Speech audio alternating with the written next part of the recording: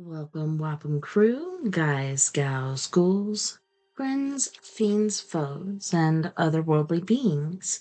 Let's climb aboard the mothership, secure our tinfoil hats, buckle down tight, and hold on loosely as we soar over the rocky tops of the La Platas on a Rocky Mountain high, get sucked into the vortex of the Four Corners, and settle down snugly at mile marker 420 in colorful Colorado. I'm your ghostess with the mostest, TessaTNT, and I am broadcasting tonight from the Mile High Clubhouse. Good morning, good afternoon, and good evening to you, and welcome to We Are Paradox Media's Late Night in the Rockies. It is an honor, a pleasure, and a privilege to hang out with you this evening. Looking forward to story time, reading some Stephen King. If you want to listen in your free time, whether you're working it, or working out, feel free to check us out under We Are Paradox Media at Spreaker.com and wherever else you may listen to your broadcasts and podcasts. Yeah, sorry I'm late, which you probably wouldn't even know, but I was waiting for my alarm to go off for a certain event, and my alarm was late, so that was awesome. Yeah, but hey, get it right tomorrow. I hope everyone had an awesome Christmas and time hanging out with your family. Kwanzaa or Hanukkah if needs be. I spent many days cooking because I didn't want to be cooking all day, which I already did still. But yeah, I did my breads first and then my desserts, and then on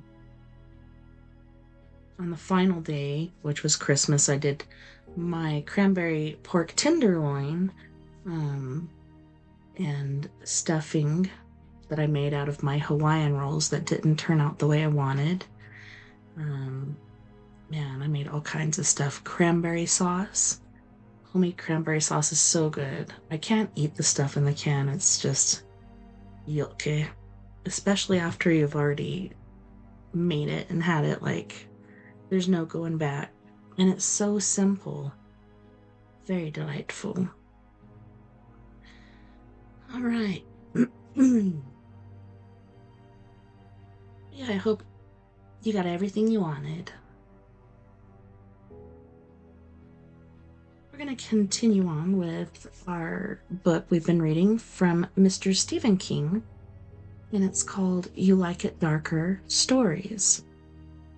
I think we're on the third story, could be the fourth, but I've really been enjoying this book. If you haven't caught it from the beginning, feel free to go back and listen to more episodes. All right, we're going to kick off on section 2 of this chapter. Let's see what story we are on again. Lori.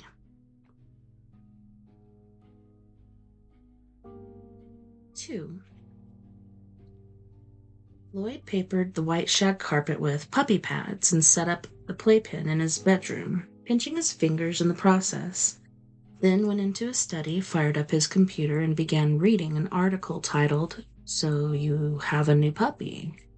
Halfway through it, he became aware that Lori was sitting beside his shoe, looking up at him. He decided to feed her and found a puddle of pee in the archway between the kitchen and the living room, not 6 inches from the nearest puppy pad. He picked Lori up, set her down next to the pee, and said, "Not here." He then put her down on the pristine pad and said, "Here." She looked at him, then did her puppy waddle back into the kitchen, where she lay down by the stove with her snout on one paw watching him. Lloyd grabbed a handful of paper towels. He had an idea he was going to be using a lot of them in the next week or so. Once the puddle was cleaned up, a very small one, if there was that, he put a 1/4 cup of puppy chow, the recommended dosage according to So You Have a New Puppy, in a cereal bowl and mixed it with yogurt. The puppy tucked in willingly enough. While he was watching her eat, his phone rang. It was Beth calling from a rest area somewhere in the wilds of Alligator Alley. You should take her to a vet, she said. I forgot to tell you that. I know, Bethy. It was in So You Have a New Puppy. He went on as if he hadn't spoken another trait he knew well. She'll need vitamins, I think, and heartworm medicine for sure, plus something for fleas and ticks. I think it's a pill they eat with their food, also. She'll need to be fixed, spayed, but probably not for a couple of months. Yes, he said, if I keep her. Lori had finished eating and wandered away toward the living room. With a full belly, her waddle was more pronounced. To Lloyd, she looked a little drunk. Remember to walk. Don't forget to walk her. Right. Every 4 hours, according to So You Have a New Puppy. Which was ridiculous. Yeah, every 4 hours, that's a lot. He had no intention of getting up at 2 in the morning to take his uninvited guest outside. Mind reading was another of his sister's specialties. You're probably thinking that getting up in the middle of the night is going to be a hassle. It crossed my mind. She ignored this, as only Bethy could. But if you're telling the truth about having insomnia since Marion died, I really don't think it will be a hardship. That's very understanding and caring of you. See how it goes, that's all I'm saying. Give the little girl a chance. She paused. I worry about you, Lloyd. I worked in an insurance company for almost 40 years, and I can tell you that men your age run a much greater risk of disease after a spouse dies, and death, of course. To this, he said nothing. Will you? Will I what? Give her a chance. Beth was pushing for a commitment Lloyd was unwilling to make.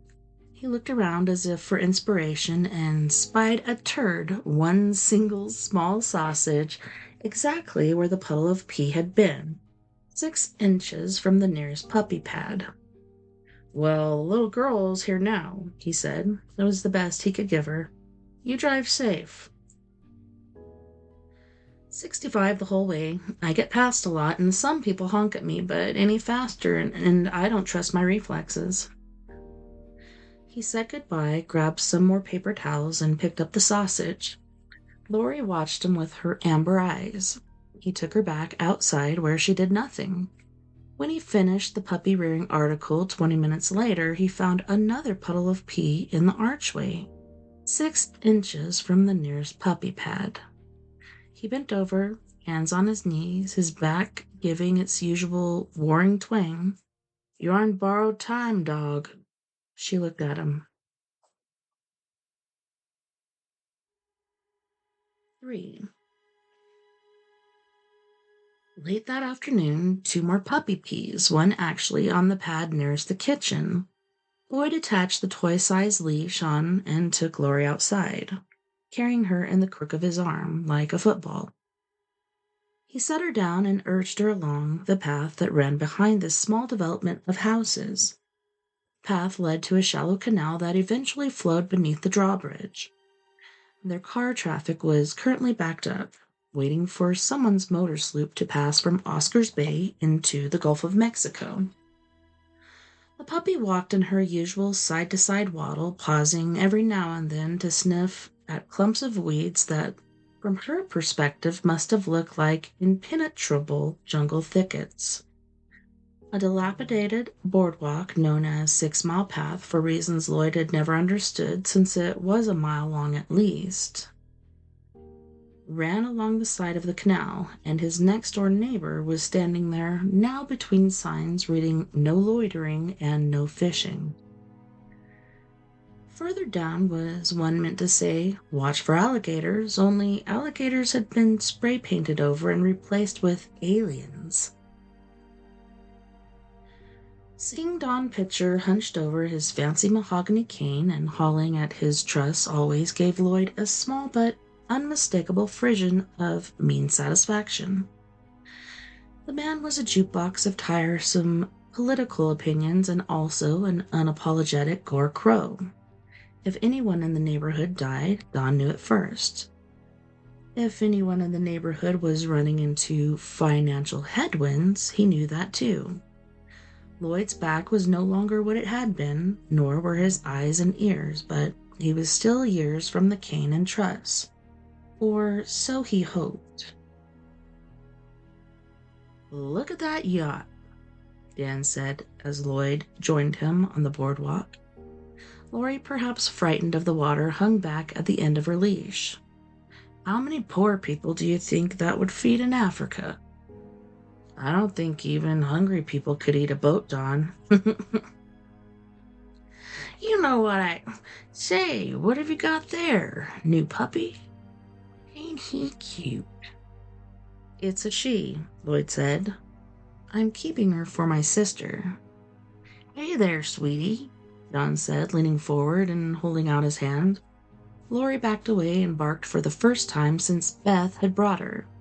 2 high, sharp yaps, then silence. Don straightened up again. "Not too friendly, is she?" "She doesn't know you."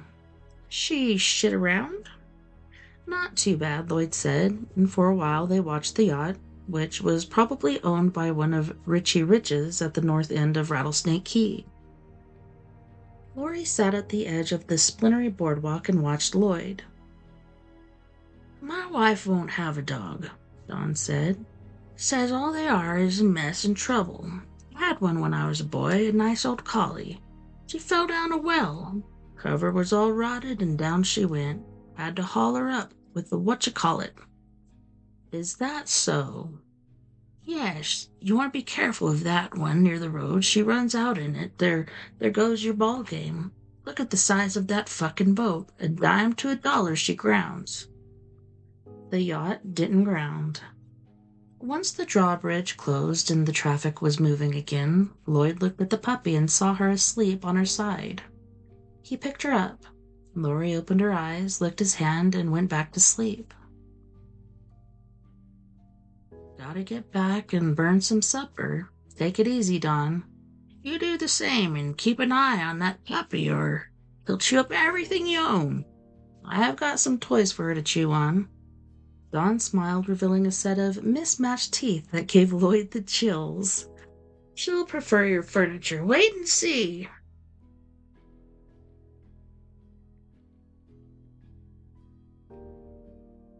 Just the picture of that in my head was hilarious.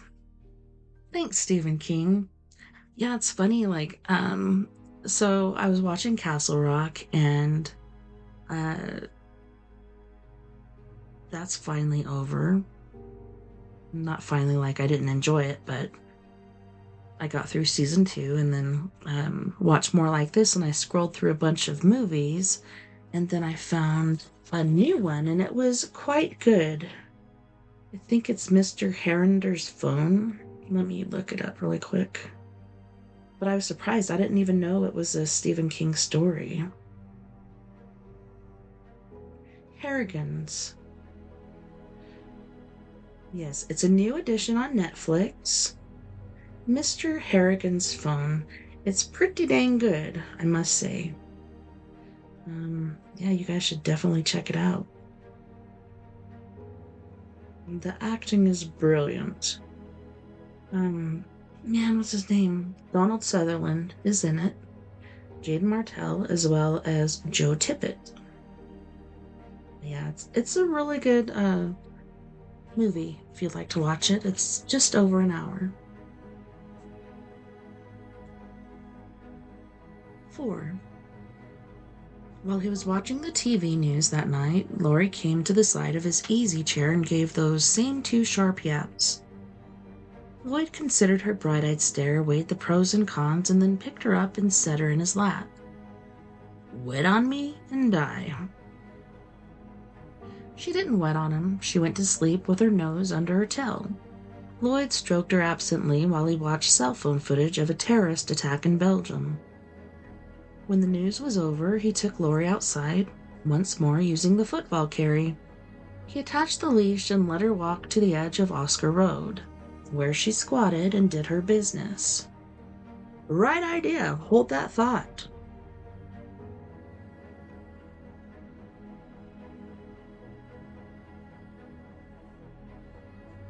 At 9 o'clock, he lined the playpen with a double layer of puppy pads. He could see he'd have to buy more tomorrow, along with more paper towels, and lowered her in. She sat watching him. When he gave her some water in a teacup, she lapped for a while, then lay down, still watching him. Lloyd undressed to his underwear and lay down himself, not bothering to pull back the coverlet. He had learned from experience that if he did that, he would find it on the floor in the morning, a victim of his tossing and turning. Tonight, however, he fell asleep almost immediately and didn't wake up until 2 o'clock to the sound of high-pitched cries. Lori lay with her snout tucked through the bars of the playpen like a lonely inmate in solitary confinement. There were several sausages on the puppy pads, judging that at such a late hour there would be few if any passerbys on Oscar Road to be offended by the sight of a man in his boxers and a strappy t-shirt. Lloyd put on his Crocs and carried his visitor, which was how he still thought of Lori, outside. He put her down on the shell driveway. She waddled around for a bit, sniffled at a splat of bird shit, heat on it. He told her again to hold that thought. She sat down and looked at the empty road. Lloyd looked at the stars. He thought he'd never seen so many, then decided he must have, just not lately. He tried to remember the last time he had been outside at 2 a.m. and couldn't. He looked at the Milky Way, almost mesmerized, until he realized he was falling asleep on his feet. He carried the puppy back inside. Lori watched him silently as he changed the puppy pads she had shat upon. There were also small yellow stains on 2 of them. Keep the keening began again as soon as he put her in the playpen. He considered taking her into bed with him, but that was a very bad idea, according to So You Have a New Puppy. The author, one Suzanne Morris, DVM, stated unequivocally, "Once you start down that road, you will have great difficulty turning back." Also, the idea of waking up to find one of those little brown sausages on the side of the bed where his wife had slept did not please him. Not only would it seem symbolically disrespectful, it would mean changing the bed, a chore that also did not please him. He went into the room that Marion had called her den. Most of her things were still there because, in spite of his sister's strong suggestions that he do so, Lloyd hadn't yet had the heart to clean the place out. He had mostly steered clear of this room since Marion's death. Even looking at the pictures on the wall hurt, especially at 2 a.m. He thought a person's skin was thinner in the small hours. It didn't start to thicken again until 5, when the first light began to show in the east. Marion had never upgraded to an iPod, but the portable CD player she had taken to her twice-weekly exercise group was on the shelf above her small collection of albums. He opened the battery case and saw no corrosion on the AAAs. He thumbed through her CDs, paused at Hall & Oates, then went on to Joan Baez's greatest hits. I would have liked Hall & Oates better. He mounted the CD, and it spun satisfactorily when he closed the lid. He took it into the bedroom. Lori stopped whining when she saw him. She pressed play, and Joan Baez began singing The Night They Drove Old Dixie Down. He placed the CD player on one of the fresh puppy pads. Lori sniffed at it, then lay down beside it, her nose almost touching the Dymo tape, labeled reading, "Property of Marion Sunderland." "Will it do? I goddamn hope so." He went back to bed and lay with his hands under the pillow where it was cool. He listened to the music. When Baez sang Forever Young, he cried. So predictable, he thought. Such a cliche. Then he fell asleep.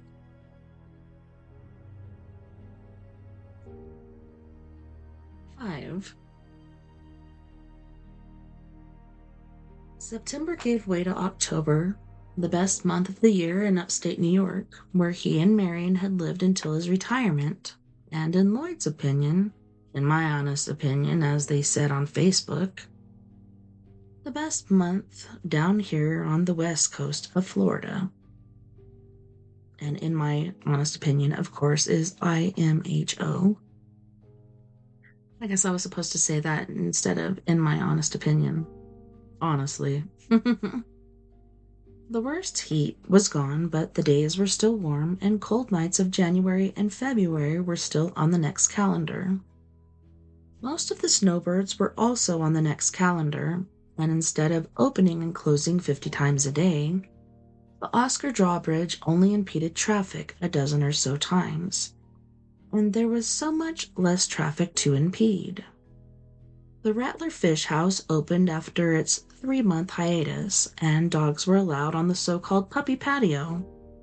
Lloyd took Lori there often, the two of them ambling along 6-mile path beside the canal. Lloyd lifted the dog over the places where the boardwalk was overgrown with sawgrass. She trotted easily beneath the overhanging palmetto that Lloyd had to bull his way through, head bent, arm outstretched, to push back the thickest clumps, always afraid of a tree rat that might fall into his hair, although none ever did.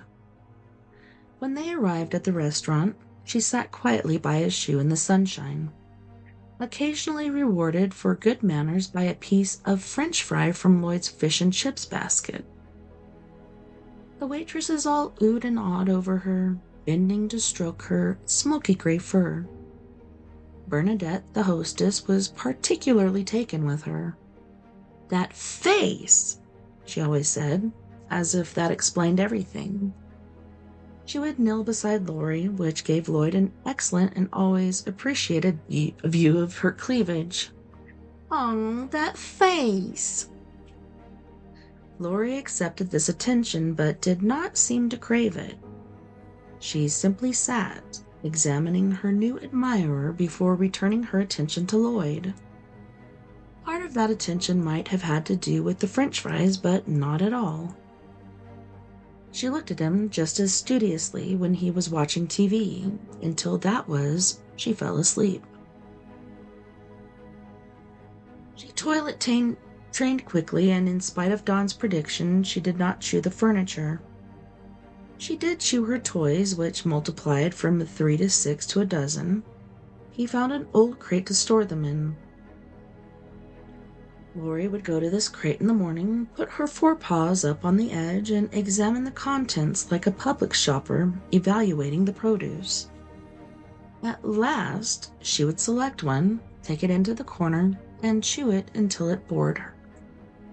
Then she would return to the crate and select another. By the end of the day, they would be scattered all over the bedroom, the living room, and the kitchen.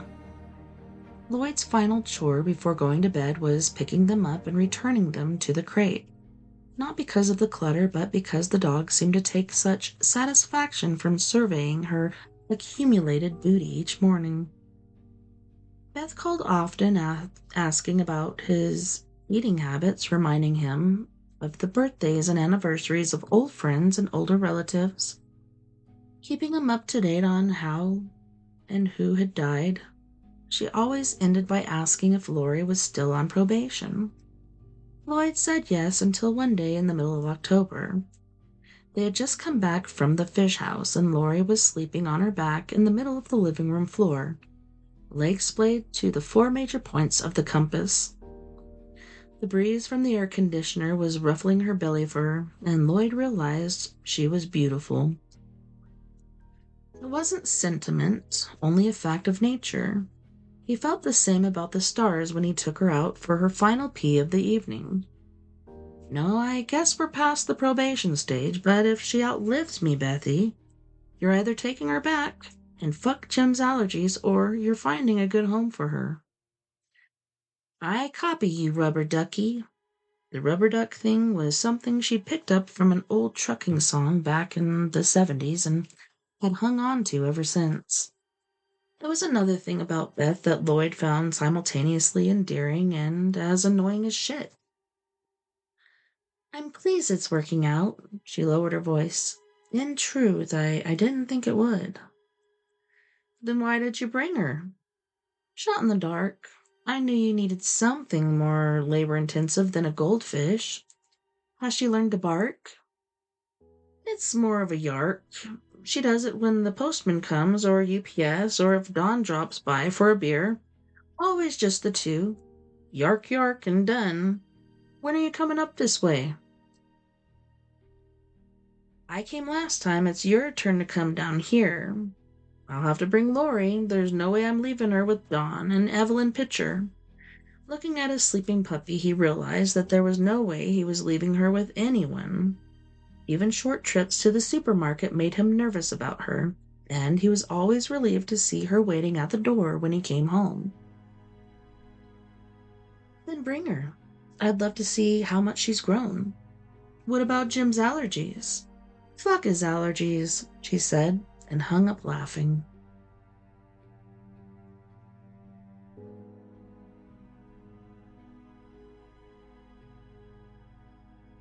Six. After mooning and exclaiming over Lori, who, other than one stop to relieve her bladder, had slept in the back seat all the way to Boca, Beth reverted to her usual big sister priorities, although she could nag him on many subjects.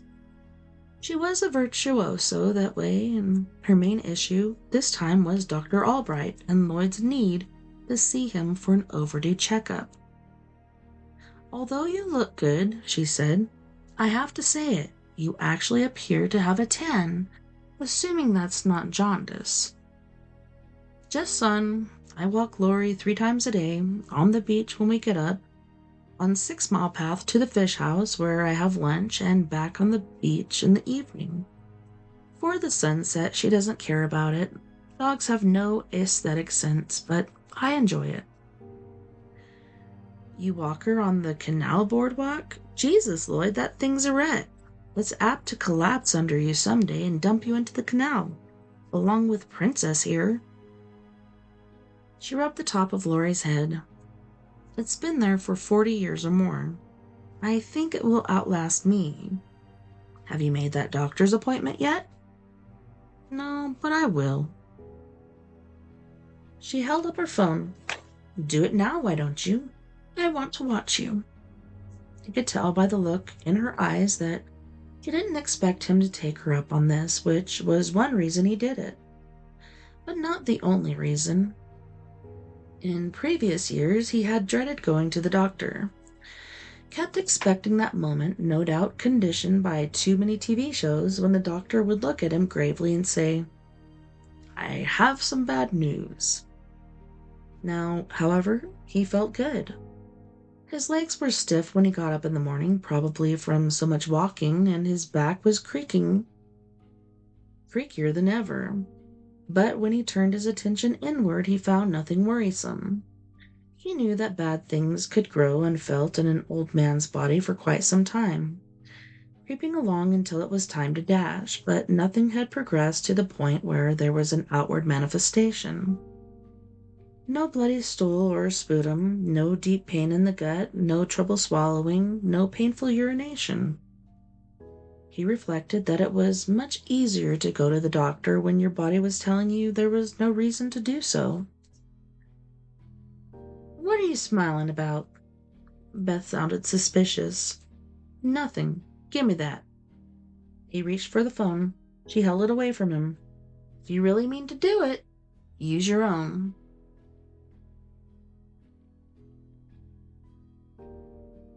7. 2 weeks after his checkup, Dr. Albright asked him to come in to go over the results. They were good.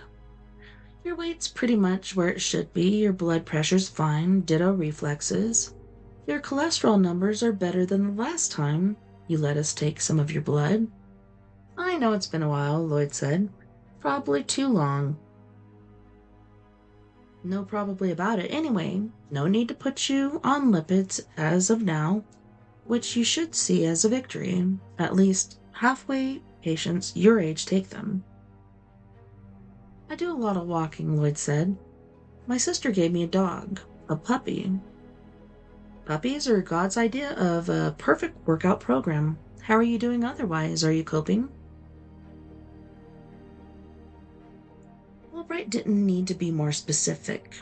Marian had also been his patient, and far more conscientious than her husband about her 6-month checkups, very proactive in all things. It was Marian Sutherland, but the tumor that first robbed her of her intelligence and then killed her had been beyond proactivity. It hatched too deep inside. A glioblastoma, Lloyd thought, was God's idea of a .45 caliber bullet. Pretty well, Lloyd said, sleeping again. I go to bed tired most nights, and that helps. Because of the dog? Yeah, mostly that. You should call your sister and thank her, Albright said. Lloyd thought that was a good idea. He called her that evening and did so. Beth told him he was very, very welcome. Lloyd took Lori down to the beach and walked her. He watched the sunset. Lori found a dead fish and peed on it. And they both went home satisfied.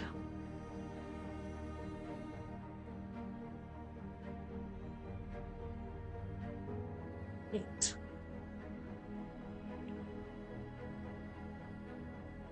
On December 6th of that year, began in the normal way, with a walk on the beach followed by breakfast. Gaines burger for Lori, a scrambled egg, and a piece of toast for Lloyd. There was no premonition that God was cocking his .45. Lloyd watched the first hour of the Today program, then went into Marian's den. He had picked up a little accounting work from the fish house and a car dealership in Sarasota. It was low-pressure stuff, so no stress involved, and although his financial needs were met, it was nice to be working again. And he discovered that he liked Marian's desk better than his own. He liked her music too. Always had. He thought Marian would be glad to know that her space was being used. Lori sat beside his chair, chewing thoughtfully on her toy rabbit, then took a nap. At 10:30, Lloyd saved his work and pushed back from the computer. Snack time, girl. She followed him into the kitchen and accepted a rawhide chew stick. Lloyd had milk and a couple of cookies that had come in an early gift package from Beth. They were burnt on the bottom, burnt Christmas cookies, another of Beth's specialties, but edible. He read for a while. He was working his way through John Sanford's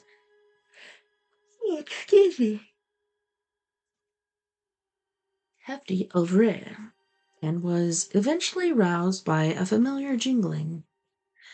It was Lori by the front door. Her leash was looped over the knob, and she was brushing the steel clip back and forth with her snout.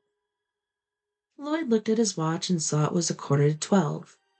Okay, right. He snapped on her leash, grabbed his left front pocket to make sure he had his wallet, and let Lori lead him out into the bright light of midday. As they walked down the 6-mile path, he saw that Don had started to put out his usual collection of horrible plastic holiday decorations. A nativity scene, sacred, a large plastic Santa, profane, and a collection of lawn gnomes parted up to look like elves, surreal. Soon Don would risk his life by climbing a ladder and stringing lights that flashed on and off, making the picture bungalow look like the world's smallest, tackiest riverboat casino. In years, Don's decorations had made Lloyd feel sad, but on this day he laughed. He had to give the son of a bitch credit. He had arthritis, bad eyes, and a bad back, but he wasn't giving up. For Don, it was Christmas or bust.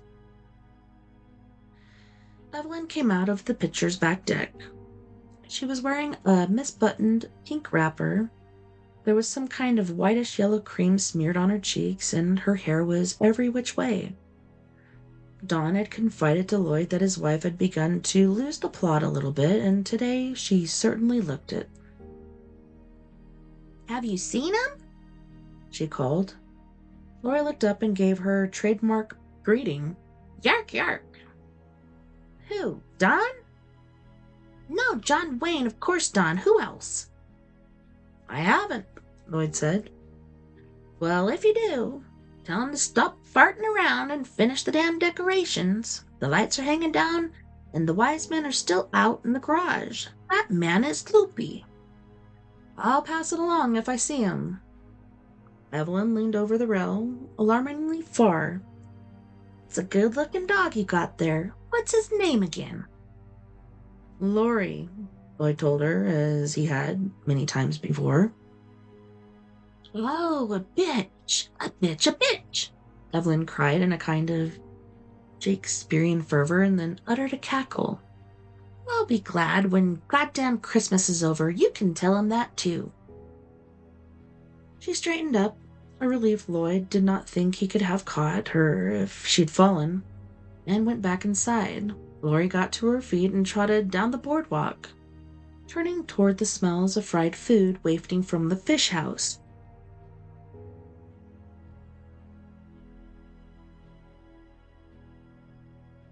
Lloyd turned with her, looking forward to a piece of broiled salmon on a bed of rice. The fried stuff had begun to disagree with him. The canal meandered, 6-mile path meandered with it. Lazily turned this way and that, hugging the overgrown bank. Here and there a board was missing. Lori paused to watch a pelican dive and come up with a fish wriggling in its satchel beak. Then they went on. She stopped at a spray of sawgrass poking up between 2 boards that had warped apart.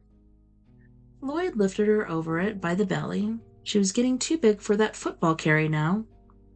A little way further down, just ahead of the next curve, palmetto had grown over the boardwalk, forming a low arch. Lori was small enough to walk under, but she paused, head forward, and cocked to the side.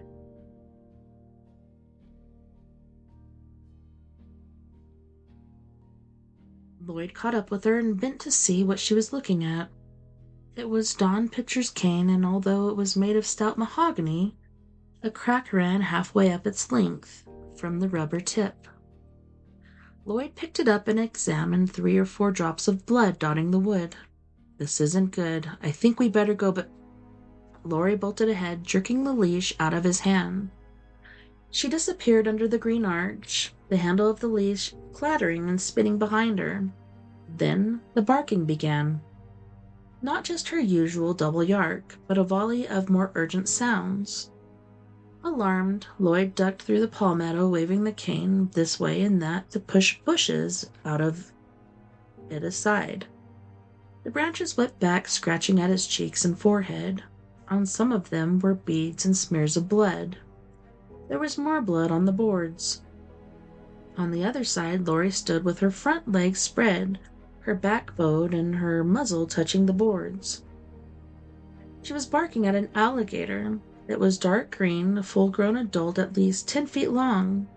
It stared at Lloyd's barking dog with its dull, dead eyes.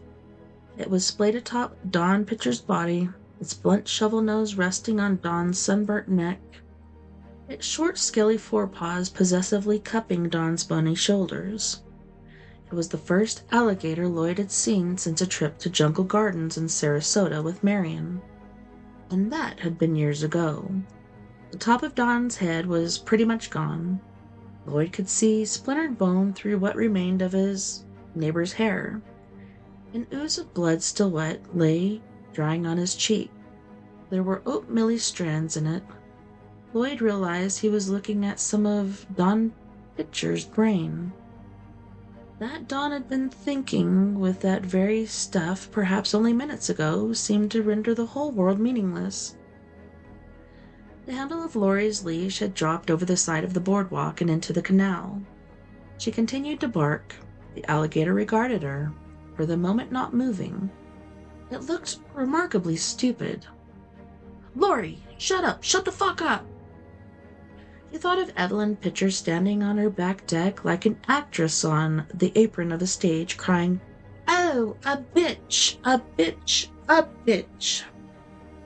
Lori stopped barking but continued to growl deep down in her throat. He seemed to have grown twice her size because her cloudy dark gray fur was standing out not just on the scruff of her neck, but all over her body.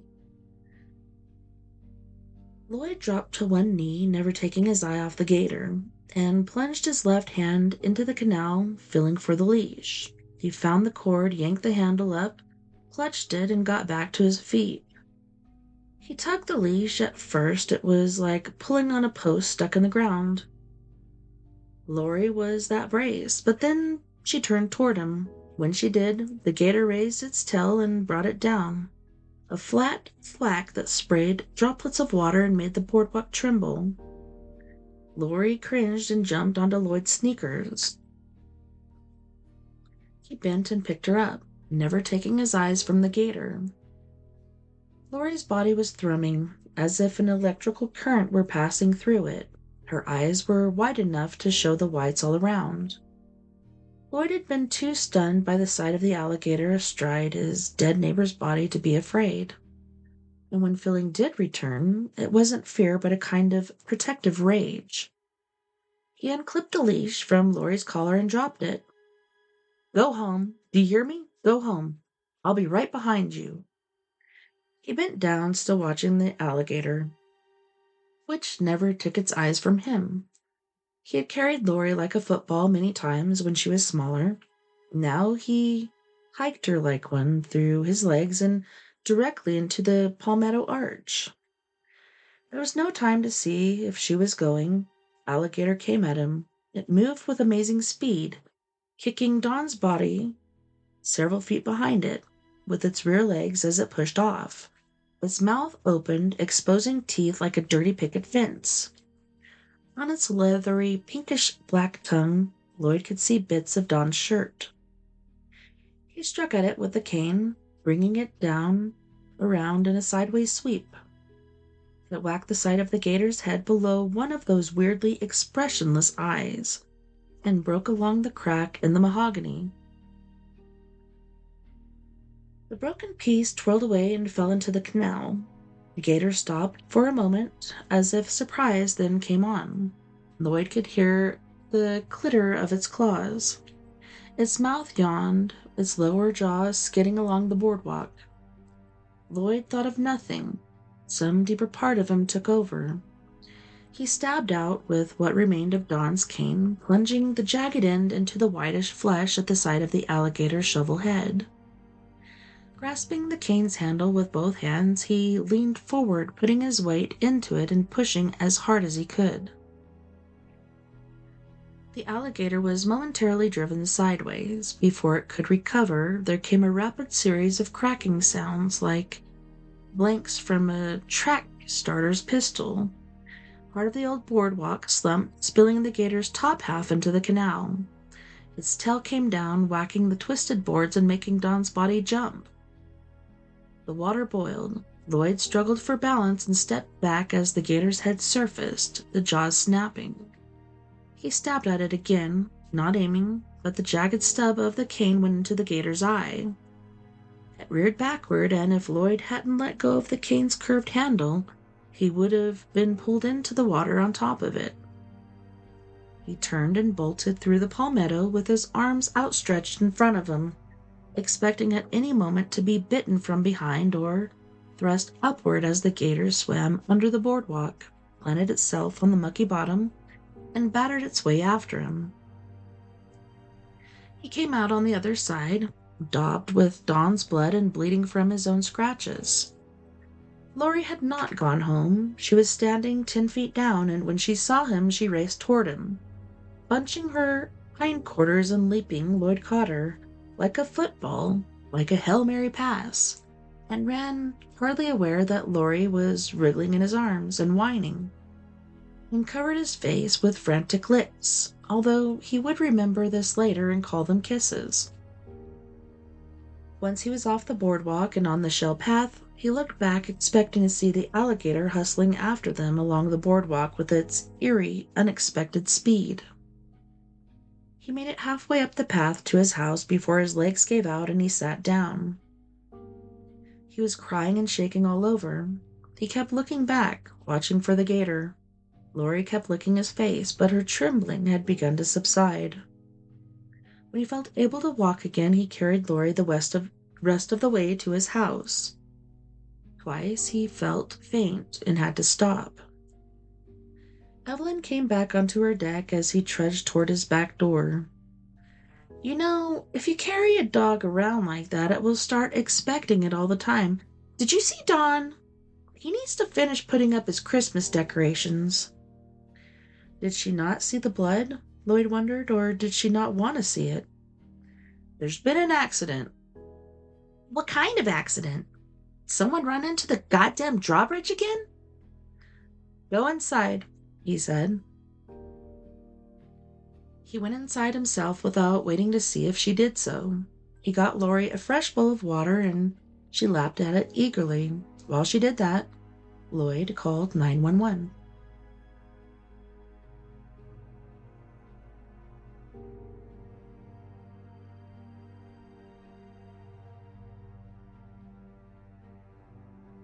Nine. The police must have gone to the Pitcher's house immediately after retrieving Don's body because Lloyd heard Evelyn screaming.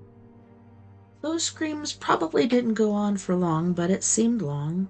He wondered if he should go over there, maybe try to comfort her, but he didn't feel that he could. He was more tired than he could ever remember, even after high school football practice on hot August afternoons. All he wanted to do was sit in his easy chair with Lori in his lap. She had gone to sleep, nose to tail. Police came and interviewed him. After listening to his story, they told him he had been extremely lucky. Luck aside, he did some damn quick thinking, one of the cops said, using Mr. Pitcher's cane like that. It still would have gotten me if the outside part of the boardwalk hadn't collapsed under its weight, Lloyd said. It probably would have gotten Lori as well, because Lori hadn't gone home. Lori had waited. That night he took her to bed with him. She slept on Marion's side. Lloyd himself slept little. Each time he started to drift off, he thought of how the alligator had looked splayed on Don's body. With such possessiveness, its black eyes, how it had seemed to grin, the unexpected speed when it had come at him. Then he would stroke the dog sleeping beside him. Beth came from Boca the next day. She scolded him, but not until she had hugged him and kissed him repeatedly, making Lloyd think of how frantically Lori had licked his face when he emerged from the palmetto tangle. I love you, you stupid, Beth said. Thank God you're alive. Then she picked up Lori and hugged her. Lori bore this patiently, but as soon as Beth put her down, she went off to find her rubber rabbit. She took it into the corner where she made it squeak repeatedly. Lloyd wondered if she was having a fantasy where she tore the alligator to pieces, and told himself he was being stupid. You didn't make animals into something they were not. He hadn't read that in So You Have a New Puppy. It was one of those things you found out on your own.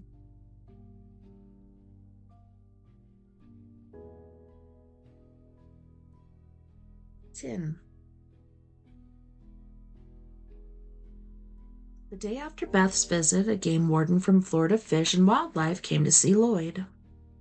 They sat in the kitchen and the warden, whose name was Gibson, accepted a glass of iced tea. Lori enjoyed smelling his boots and pants cuffs for a while, then curled up under the table. Caught the gator, Gibson said. You're lucky to be alive, Mr. Sunderland. It was a damn big one. I know that. Has it been euthanized? Not yet, and there's some discussion about whether or not it should be. When it attacked Mr. Pitcher, it was protecting a clutch of eggs. A nest? That's right. Lloyd called Lori. Lori came. He picked her up and began to stroke her. How long was that thing there? I walk that damn boardwalk down to the fish house with my dog almost every day. The normal incubation period is 65 days. That thing was there all that time? Gibson nodded. Much of it, yes, deep in the weeds and sawgrass. Watching us go by? You and everyone else who used that boardwalk. Mr. Pitcher must have done something quite by accident that roused her. Well, Gibson shrugged. Not maternal instincts, I don't think you could say that, but they're programmed to protect the nest. He probably swung the cane in its direction, Lloyd said. He was always swinging that cane. Might even have hit her or hit the nest. Gibson finished his iced tea and stood up. I just thought you'd like to know. Thank you. Sure, that's a nice little dog you've got there. Border Collie and what else? Muddy. Okay, yeah, I see that now. And she was with you that day? Ahead of me, actually. She saw it first. She's lucky to be alive, too. Yes. Lloyd stroked her. Lori looked at him with her amber eyes. He wondered, as he almost always did, just what it was she saw in the face looking down into hers. Like the stars he saw when he took her out at night, it was a mystery. And that was good. A little mystery was good. Especially when the years closed down. Gibson thanked him for the iced tea and left. Lloyd sat where he was for a while, stroking his hand through that cloudy gray fur. Then he put his dog down to go about her business. All right, the next story is rattlesnakes. This should be a good one. But on that note, we're going to go to our first music break. On this music break, we have Miss Michaelan Hay from Ontario, Canada, singing Nothing But Blood, Devil You Know, Collapse, and Close. And then we have Mr. Fred Johnson III from Canyon County, California, with Sugar. You guys don't go anywhere. We'll be right back after this music break.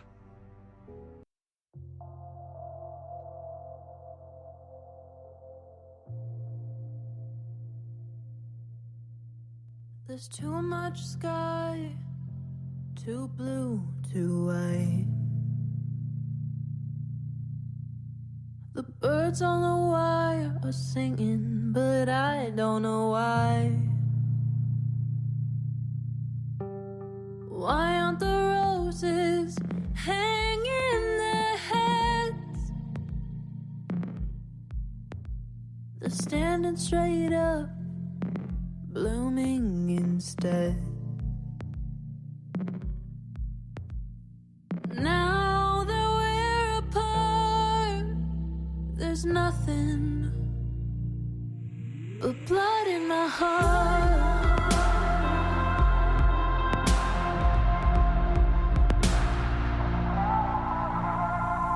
Why does that guy have a smile on his face?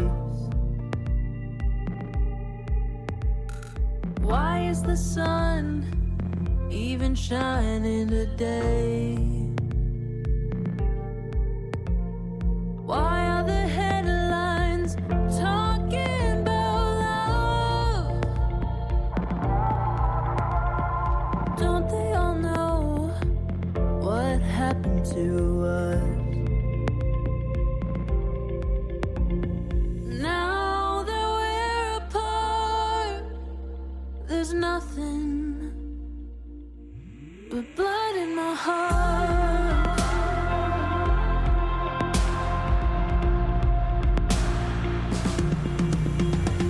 The moon goes up, the sun goes down, the stars light up, the world goes round.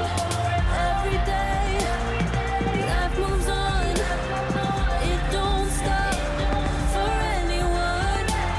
The moon goes up, the sun goes down, the stars light up, the world goes round. Every day, life moves on, it don't stop for anyone.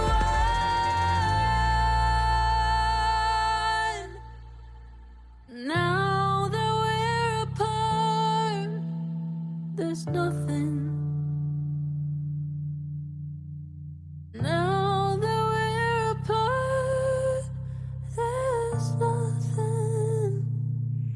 but blood in my heart.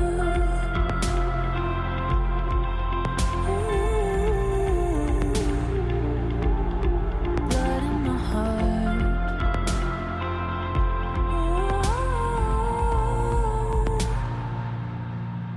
Blood in my heart.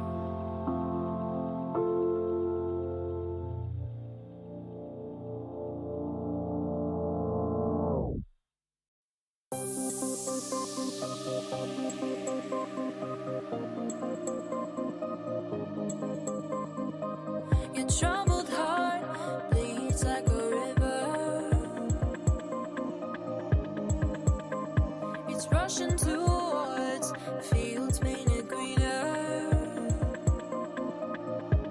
It doesn't see the demons behind, praying you're getting close to the line, so they can get their hands on love and trade it off for silver.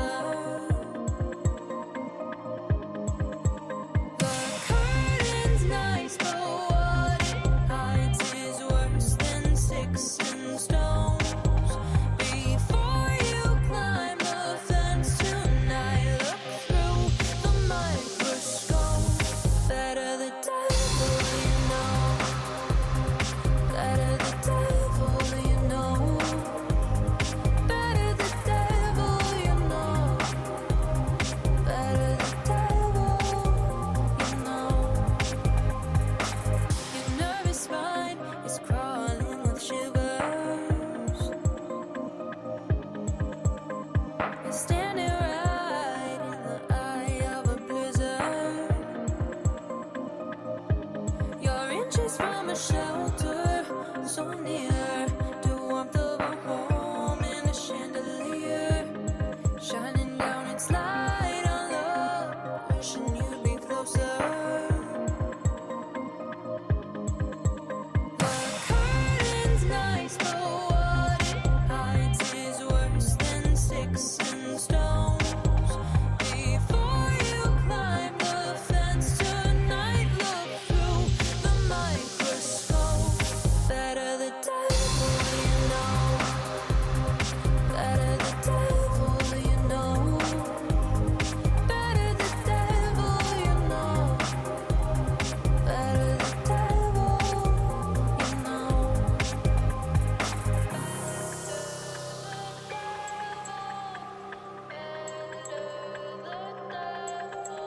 Before you climb the fence tonight, look through the microscope. Better the devil you know. Better the devil you know. Better the devil you know. Better the devil you know.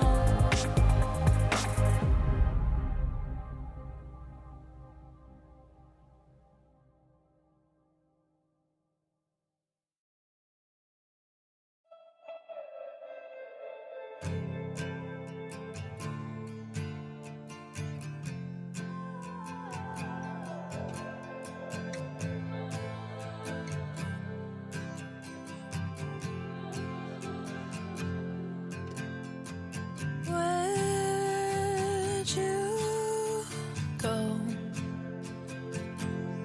You're running away. I know that it ain't easy.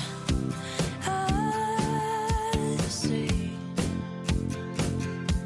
you're losing your mind. You're pushing away. Yeah, it's a mistake. Yeah, it's a making me check my phone to see if you called. I know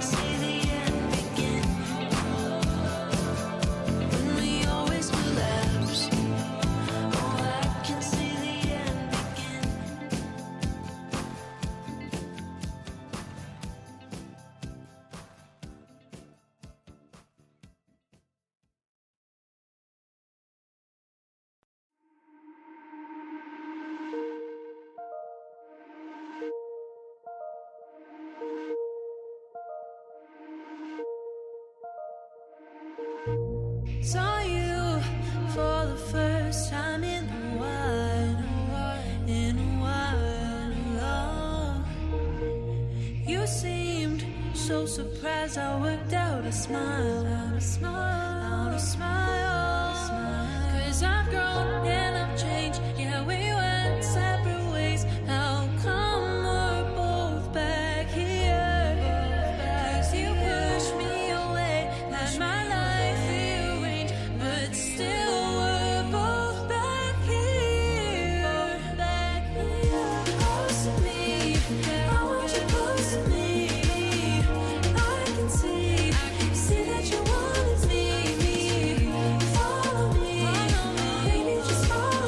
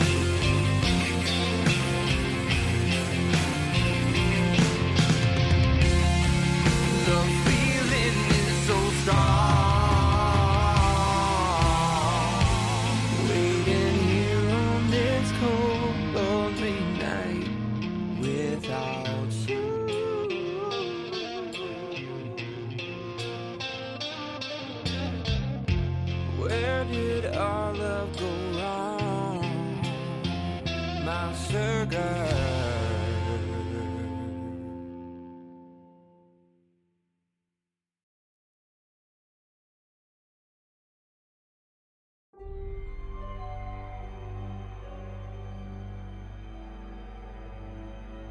Welcome back, and thank you so much for hanging out with me tonight on We Are Paradox Media's Late Night in the Rockies.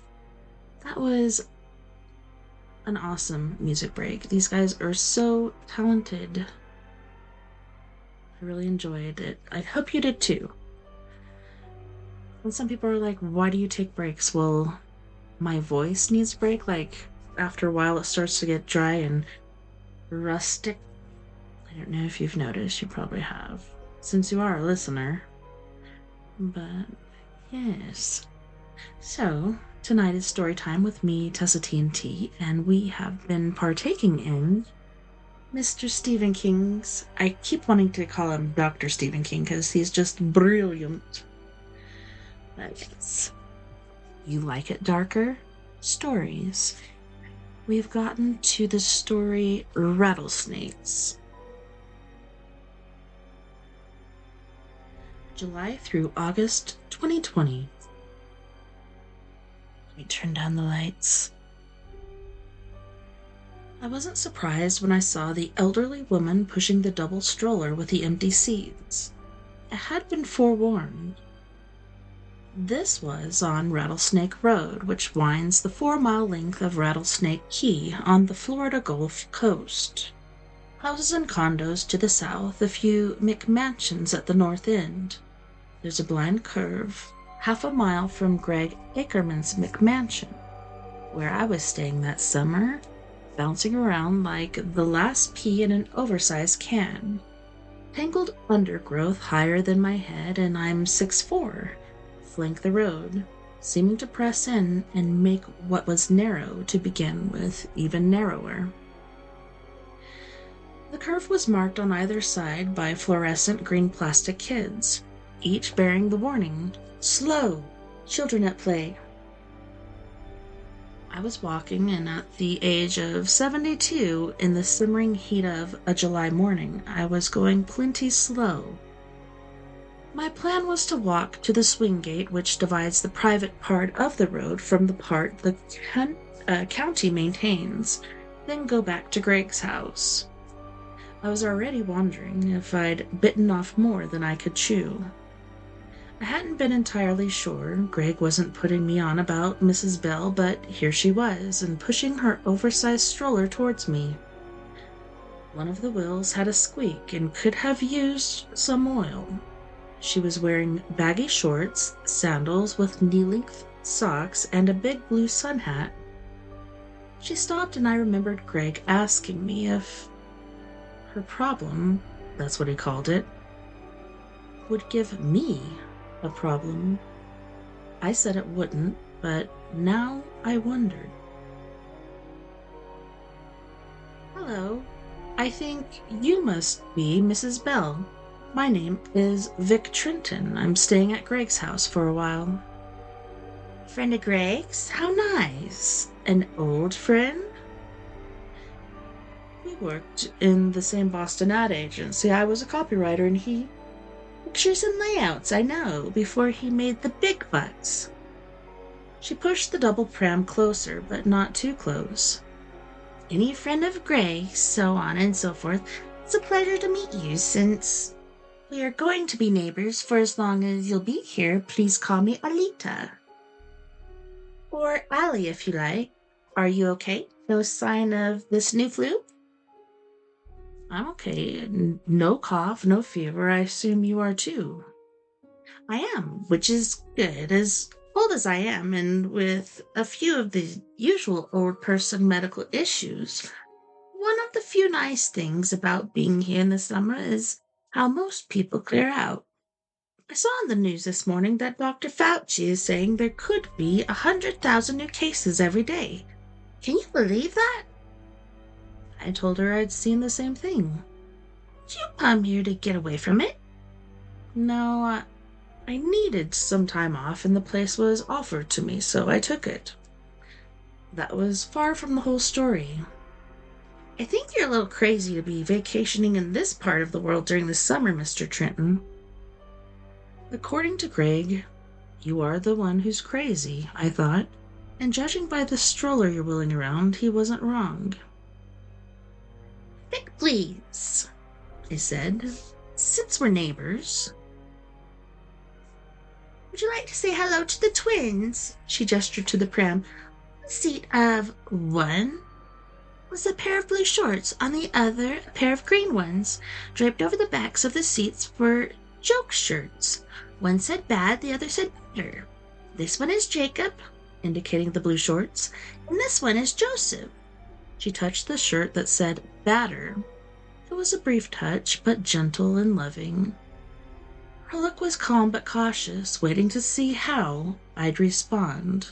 Nutty, yes indeed, but I wasn't terribly uncomfortable. There were 2 reasons for that. One, Greg had clued me in, saying that Mrs. Bell was otherwise perfectly sane and in touch with reality. 2, when you spend your working life in the advertising business, you need and meet a lot of crazy people. If they're not that way, when they came aboard, they get that way. Just be pleasant, Greg told me. She's harmless, and she makes the best oatmeal raisin cookies I've ever tasted. I wasn't sure I believed him, but about the cookies. Admin are prone to superlatives, even those who have left the job, but I was perfectly willing to be pleasant. Hello, boys, I said. Very nice to meet you. Not being there, Jacob and Joseph made no reply, and not being there, the heat didn't bother them, and they would never have to worry about COVID or skin cancer. I just turned 4, Molly Bell said. This woman having 4-year-old twin boys would be a good trick, I thought, since she looked to be in her mid-60s. Old enough to walk, really, but the lazy things would rather ride. Dress them in different colored shorts because sometimes I get confused about which is which. She laughed. Let you get on with your walk, Mr. Trenton. Vic, please. Then, by 10, it will be 90 in the shade, and the humidity, don't even talk about it. Say goodbye, boys. Presumably, they did so. I wished them a good day and told Ellie Bell it was nice to meet her. The same, she said. And the twins think you look like a nice man, don't you, boys? You're right, I am, I assured the empty seats of the double pram. Ellie Bell beamed. If it was a test, I seemed to have passed. Do you like cookies, Vic? I do. Greg said oatmeal raisin is your specialty. Specialty de la maison, oui, oui, she said, and trilled a laugh. There was something faintly worrisome about it. Probably it was the context. You aren't introduced to long-dead twins every day. I will bring you some in the near future if you don't mind me stopping by. Well, absolutely not. But in the evening, when it cools off a little, I have a tendency to lose my breath in the middle of the day. So it doesn't bother Jake and Joe, and I always bring my pole. Pole? For the snakes, he said. Tata, very nice to meet you. She rolled the pram past me, then turned back. No, this is no time to enjoy the Gulf Coast. October and November is the time for that. Duly noted, I said. I originally thought the key was named for its shape, which looks remarkably snake-like from the air, twisting and doubling back on itself as it does, but Greg told me there were rattlers, a regular infestation of them, until the early 80s. That was when the building boom hit the keys south of Siesta and Casey. Up until then, those lower keys had been left to doze. The snakes were a kind of ecological blip, Greg said. I guess in the beginning of a few of them, they might have swam across from the mainland. Can snakes swim? They can, I told him. Or maybe they hitched a ride in the bilge of a supply boat or something. Well, maybe even in the hold of some rich guy's cabin cruiser. They bred in the undergrowth where the birds had a hard job getting at the young. Rattlesnakes don't lay eggs, you know. The mamas squeeze out 8 or 10 at a time, and that's a lot of snakeskin boots, let me tell you. Those fuckers were everywhere. Hundreds of them, maybe thousands. They got driven north when the southern part of the key started being developed. Then, when the rich folks came in, like you, I said. Well, yes, he said, with appropriate modesty. The stock market has been good to this boy, especially Apple and Tesla. True, I tipped you on that, but you, being the cautious New Englander that you are, quit it, I said. Then, when the rich folks came in and started building their McMansions, like yours, I said. Please, Vic, unlike some of the stucco cement horrors in this part of Florida, mine is architecturally pleasing, if you say so. When the rich folks started to build, the contractors found the snakes everywhere. They were teeming. The builders killed the ones in the lots where they were working, Gulfside and Bayside, but there wasn't an organized snake hunt until after the Bell twins. The county wouldn't do anything even then, arguing that the north end of the key was privately owned and developed, so the contractors put together a posse and had a snake hunt. I was still working at Mass Ads then and day trading on the side, so I wasn't around, but I've heard that 100 men and women, 100 at least in gloves and high boots, started where the swing gate is now and worked their way north, beating the brush and killing every snake they found. Mostly rattlers, but there were others as well. Black snakes, grass snakes, a couple of copperheads, and, hard to believe but true, a fucking python. They killed the non-poisonous ones as well as the kind that bite. Killed them all, Greg said. Hasn't been many snakes spotted on the key since.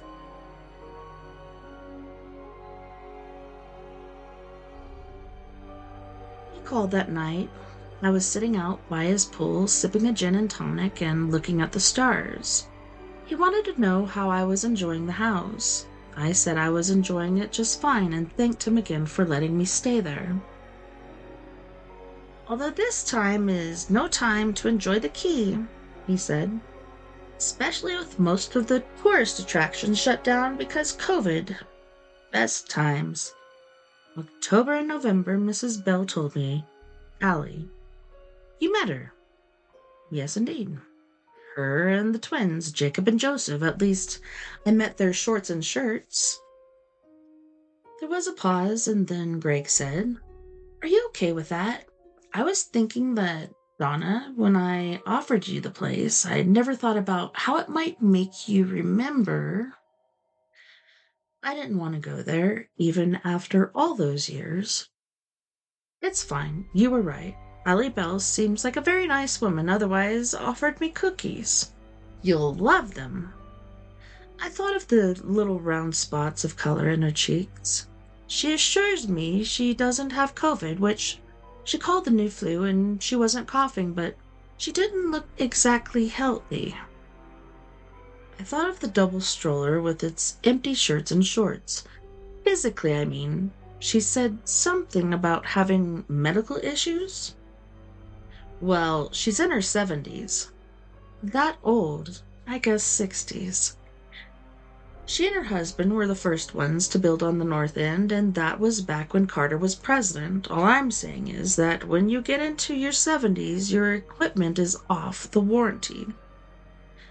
I haven't been around anyone else, but I've only been here 3 days, not even all unpacked. Not that I'd brought much. Mostly I'd been catching up on my reading, just as I'd promised myself I'd do. When I retired, when I watched TV, I muted the commercials. I'd be happy to never see another ad in my life. Buddy, it's summer. The summer of COVID, no less. Once you're past the swing gate, it's just you and Alita and he stopped. And the twins, I finished, Jake and Joe. You're sure it doesn't bother you? I mean, considering what happened to... It doesn't. Bad things happen to kids sometimes. It happened to me and Donna, and it happened to Allie Bell. Our son was a long time ago, Tad. I've put it to rest. A lie, some things you never put to rest. But I have a question, and I have an answer.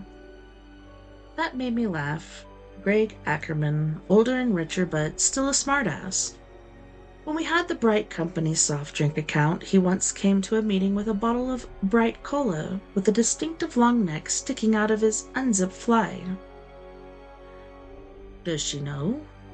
Not sure I follow. I was pretty sure he did. Does she know that stroller is empty? Does she know her little boys died 30 years ago? 40, he said. Maybe a little longer, and yeah, she knows.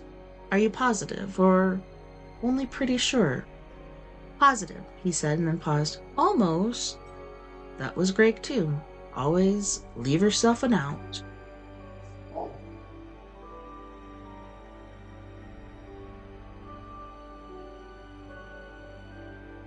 I watched the stars and finished my drink.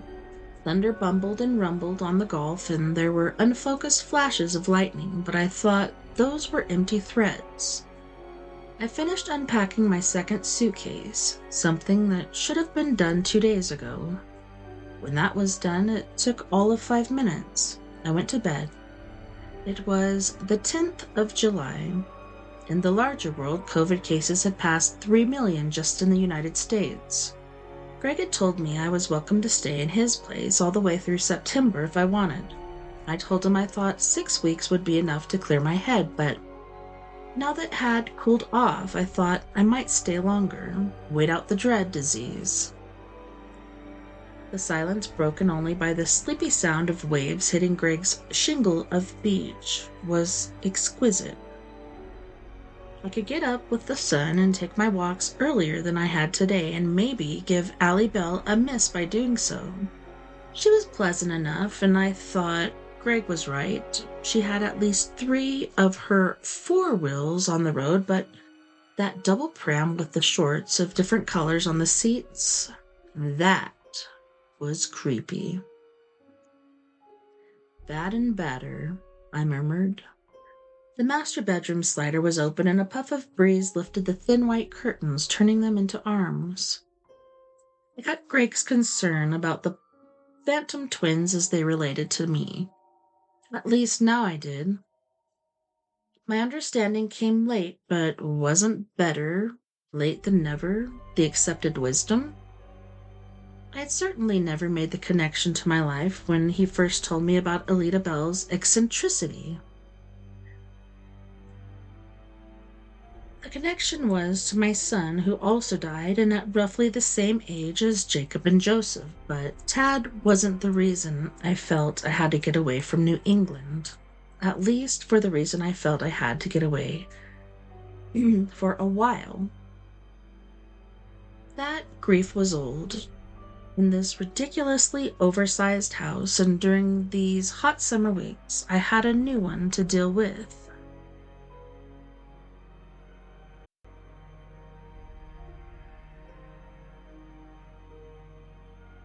I dreamed of Donna as often I did.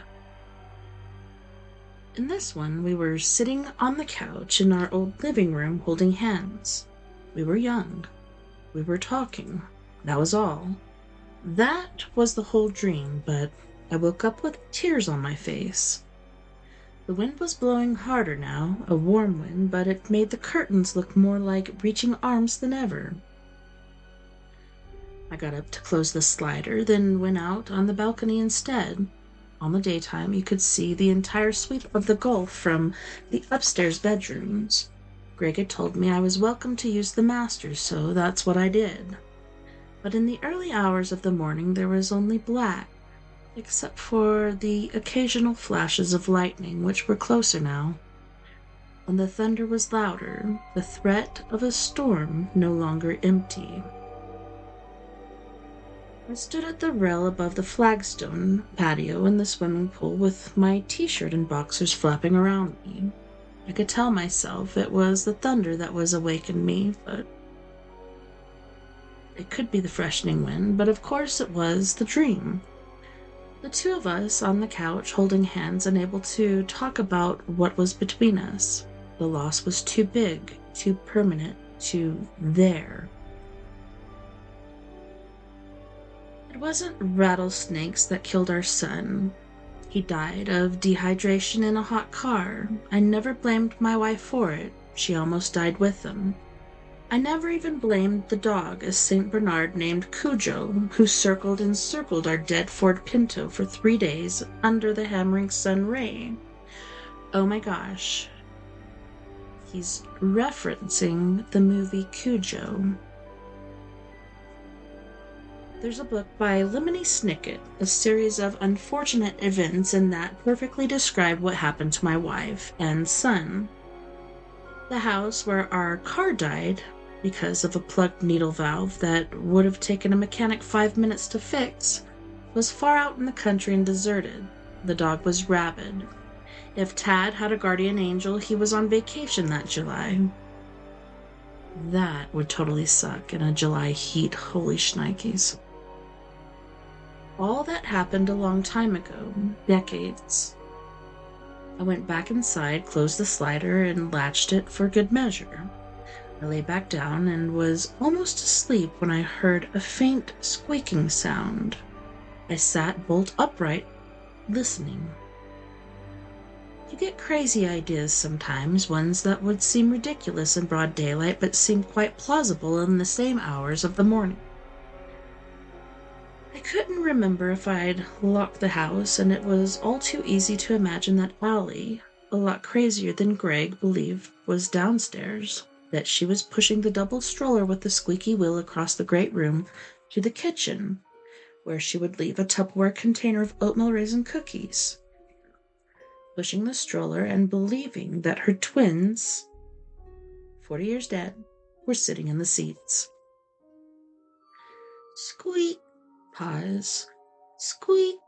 Pause. Yes, I could see her. I could even see Jake and Joe because she could see them. Only because I wasn't her, I could see they were dead. Pale skin, glazed eyes, swollen legs and ankles because that was where the snakes had bitten.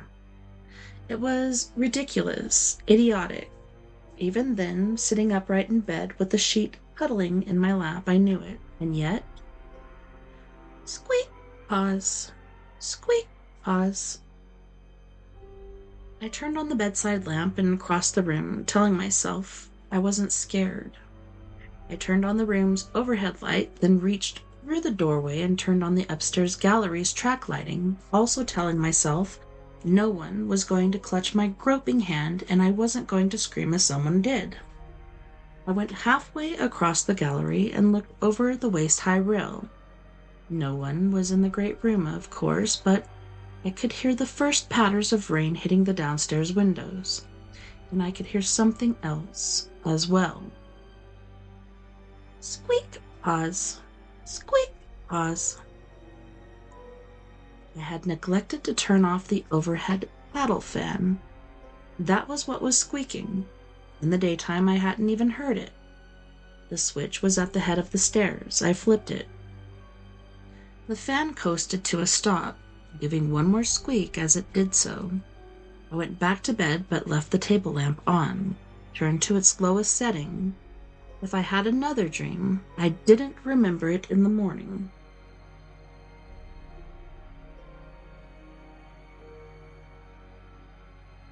I slept in probably because of my late night scare and skipped my walk, but I was up early on the next 3 mornings when the air was fresh and even the birds were silent. I took my walk to the swing gate and back, seeing plenty of rabbits but no humans. I passed the Bell mailbox at the head of the driveway, enclosed by rhododendrons, but could barely glimpse the house, which was on the bayside and screened by trees and more rhododendrons. During weekday working hours, I heard leaf blowers and saw a couple of landscaping trucks parked in Allie's driveway when I went to the grocery store, but I think she was otherwise alone, as was I. Plus, we were both singles who had outlived our mates. It might make a decent rom-com. If anyone made rom-coms about people, that is, old people, the Golden Girls being the exception that proves the rule, but the thought of putting a move on her held zero appeal, less than zero actually. What would we do? Push the invisible twins together, one on each side of the stroller, pretend to feed them SpaghettiOs? Greg had a caretaker, but he had asked me to water the flowers in the big pots flanking the doors on the driveway side and poolside. I was doing that one twilight evening, 10 or 12 days after I moved in. I heard the squeaky wheel and turned off the hose. Allie was pushing the pram down the driveway. She was wearing a kind of shoulder sling. In it was a stainless steel pole with a U-shaped hook at the end. She asked me if I was still feeling all right, and I said I was. "I am too. I come bearing cookies." "That's very nice of you," I said, although I wouldn't have minded if she had forgotten. Tonight there were red shorts spread on one stroller seat and white ones on the other. Shirts were again draped over the backs. One said, "See you later, alligator." The other, "After a while, crocodile." If there had been actual kids in those tees, they would have looked cute. As it was, no. Still, she was my neighbor and harmless enough, so I said, "Hello, Jake," and "Hello, Joe. What do you know?" Allie trilled her laugh. "You're very sweet." Then, looking straight at me, she said, "I know they aren't there." I didn't know how to respond. Allie didn't seem to mind. "And yet, sometimes, they are." I remembered Donna once saying something similar. This was months after Tad died and not long before we divorced.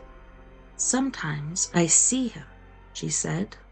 And when I told her that was stupid, by then we had recovered enough to say unkind things to each other, she said, "No, it's necessary." Allie's sling had a pouch on one side. She reached into it and brought out a Ziploc bag of cookies. I took them and thanked her. "Come in and have one with me." I paused and added, "And bring the boys, of course." "Of course," she said, as if to ask, "What else?" There was a set of inside stairs going from the garage to the first floor. She halted the pram at the foot of them and said, "Get out, boys. Hustle on up. It's all right. We're invited." Her eyes actually followed their progress, then she put her sling on one of the seats. She saw me looking at the snake pole and smiled. "Try it if you like. You'll be surprised at how light it is." I pulled it out and hefted it. I couldn't have been more than 3 pounds. Steel but hollow. Sharp point of the end of the hook is to stick them with. But they're too fast for me. She held out her hand and I gave her the pole. "Usually you can push them, but if they still won't go," she lowered the prod, then gave it a quick lift, "you can flip them into the brush, but you have to do it fast." I wanted to ask if she'd actually used it and decided I already knew the answer. If there were invisible boys, there were invisible snakes. Q'd. Q-E-D. I settled for saying it looked very useful. "Very necessary," she said. Halfway up the stairs, Allie stopped, patted her chest, and took a few deep breaths. Those hard red spots were back on her cheeks. "Are you all right?" "Just a few missed beats of the old ticker. It's not serious, and I have pills. I suppose I ought to take a couple. Perhaps you'd give me a glass of water." What about milk? Nothing goes better with cookies. Milk and cookies sounds like a treat. We climbed the rest of the stairs. She sat down at the kitchen table with a soft grunt. I poured 2 small glasses of milk and put half a dozen oat milk cookies on a plate. 3 of her, 3 for me, was what I thought, but I ended up eating 4. They were really good. They really, really were very good. At one point, she got up and called, "Boys, no trouble and no messes. Mind your manners." "I'm sure they will. Are you feeling better?" "Fine, thanks." "You have a little," I tapped my upper lip, "milk mustache?" She actually giggled. It was sort of charming. When I handed her a napkin from the caddy on the Lazy Susan, I saw her looking at my hand. "Is your wife not with you, Vic?" I touched my ring. "No, she died." Her eyes widened. "Oh, I'm so sorry. Was it recent?" "Fairly recent. Would you like another cookie?" The lady might have been off-kilter about her children, but she knew a keep out sign when she saw one, or heard one. "Okay, but don't tell my doctor." We chatted a while, but not about rattlesnakes, invisible children, or dead wives. She talked about the coronavirus. She talked about Florida politicians, who she believed were hurting the environment. She said the manatees were dying because of fertilizer runoff in the water and encouraged me to visit Moat Marine Aquarium on City Island in Sarasota and see some, if they're still open. I asked her if she'd like a little more milk. She smiled, shook her head, got to her feet, wavered a little, then stood steady. "To get the boys home. It's past their bedtime. Jake, Joe, come on, you guys." She paused. "There they are. What you boys been up to?" Then to me, "They were in that room at the end of the hall. I hope they didn't disarrange anything." The room at the end of the hall was Greg's study, where I went to read in the evenings. I'm sure they didn't. "Little boys have a tendency to clutter, you know. I may let them push the stroller back. I get tired so easily these days. Would you like that, boys?" I saw her down the stairs to the garage, ready to grab her arm if she tottered, but the milk and cookies seemed to have pepped her up. "I'll just get you started," she told the twins and turned the stroller around. "We wouldn't want you to bump Mr. Trenton's car, would we?" "Bump away," I said. "It's a rental." That made her giggle again. "Come on, kiddos, we'll have a bedtime story." She pushed the pram out of the garage. The first stars were coming out and it was cooling off. July days are harsh on the Gulf Coast. I'd found that out, but the evenings can be gentle. The snowbirds miss that. I walked with her as far as the mailbox.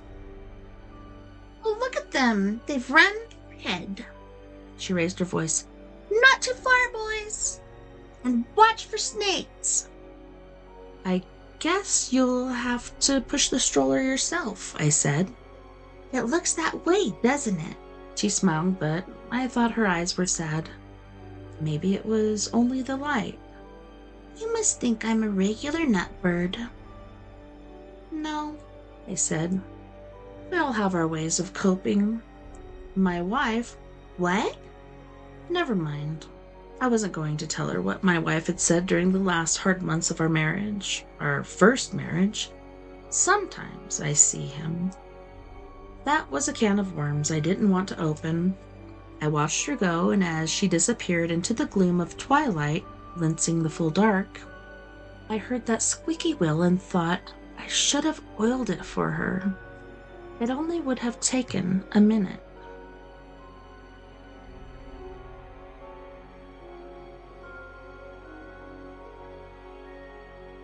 I went back to the house, locked up, and rinsed off our plates. Then I picked up the book I was reading, one of the Joe Pickett novels, and went down to Greg's office. I had no interest in Greg's workstation, hadn't even turned on the desktop computer, but he's got a hell of a nice, easy chair with a standing lamp nearby. The perfect place to read a good novel for a couple of hours before bed. He's also got a cat named Buttons, now presumably residing in Greg's East Hampton abode with Greg and his current girlfriend, who would no doubt be at least 20 years younger than Greg, perhaps even 30. Buttons had a little wicker basket of toys that was now on its side with the lid open. A couple of balls, a well-chewed catnip mouse, and a colorful rubber fish lay on the floor. I looked at these a long time, telling myself I must have kicked the basket over earlier in the day and just not noticed, because really, what else could it have been? I put the toys back in and closed the lid.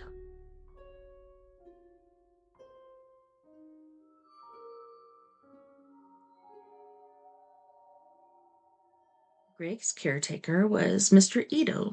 He came twice a week. He was always wearing brown shirts, brown knee-length shorts with sharp creases, brown socks, brown canvas shoes. He also wore a brown pith helmet jammed down to his extremely large ears. His posture was perfect and his age was, well, ageless. He reminded me of the sadistic Colonel Sato in The Bridge on the River Kwai, and I kept expecting him to pass on Colonel Sato's motto to his less than energetic son: be happy in your work. Except Mr. Ito, first name Peter, was the furthest thing from sadistic, and a native Floridian born in Tampa, raised in Port Charlotte, and living across the bridge in Palm Village. Greg was his only client on Rattlesnake Key, but he had plenty of homes on Paradis, Siesta, and Boca Chica. Printed on the sides of his panel trucks, he drove one, his lackadaisical son the other, was the motto, "Ah, so green." I suppose it would have been considered racist if his name had been McSweeney. It was getting on for August when I spied him taking a break one day, standing in the shade and drinking from his canteen. Yes, he had one. He was watching his son circling Greg's tennis court on a riding mower. I came out onto the patio and stood beside him.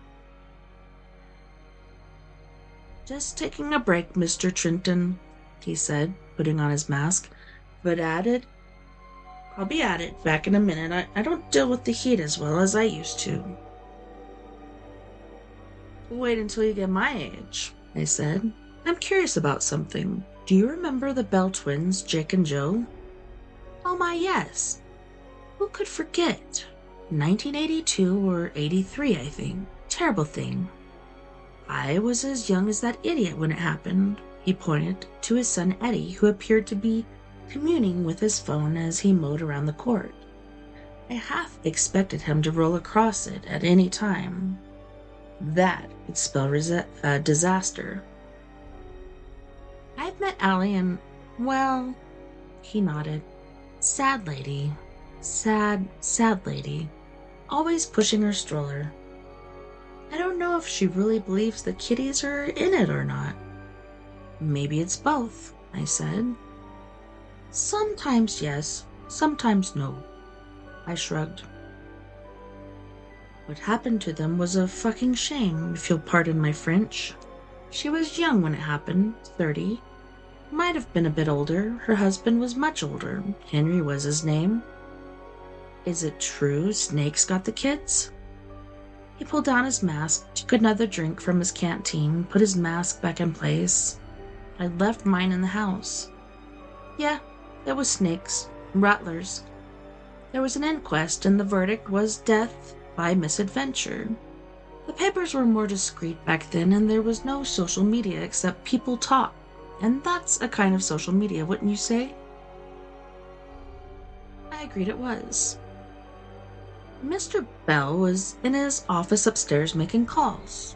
He was some sort of grand high poobah in the investment business, like your friend Mr. Ackerman. The missus was taking a shower, the boys were playing in the backyard. Well, for where there was a high gate supposedly locked. Only it really wasn't. Only looked that way. The county detective in charge of the investigation said the gate latch had been painted over several times on account of rust, and it didn't catch the way it was supposed to, and those boys got out. She used to push them in the stroller. Don't know if it's the same one she's got now or not, but they could walk just fine, and they must have decided to go to the beach. They didn't take the boardwalk? Mr. Ito shook his head. No, I don't know why. No one knows why. The searchers could see where they went in. There were broken branches and a little piece of shirt hanging from one of them. See you later, alligator, I thought. It's about 400 yards from Rattlesnake Road to the beach, all of it choked with undergrowth. They made it about halfway. One of them was dead when the searchers found them. The other died before they could get him back to the road. My Uncle Devin was in the search party, and he said each of those little boys had been bit over 100 times. I don't believe that, but I guess it was a lot. Most of the bites, the punctures, were on their legs, but there were more on their necks and faces. Because they fell down? Yeah, once the poison started to work, they would have fallen down. There was only one rattler left when the search party found the boys. One of the men killed it with a snake pole. That's a kind of thing, as a hook. I know what they are. Allie carries one when she walks near dark. Mr. Ito nodded. Not that there are many snakes now. Certainly no rattlers. There was a hunting party 2 days later. Plenty of men, a regular posse. Some were building contractors and their crews. The rest were from Palm Village. Uncle Devin was in on that one, too. They went north, beating the bush, killed over 200 rattlers on the way, is what I heard, not to mention assorted other Wrigleys. They finished up on the point of land between Daylight Pass and Duma Key. At least where Duma used to be. It's underwater now. Some of the snakes swam away and probably drowned. The rest were killed right there.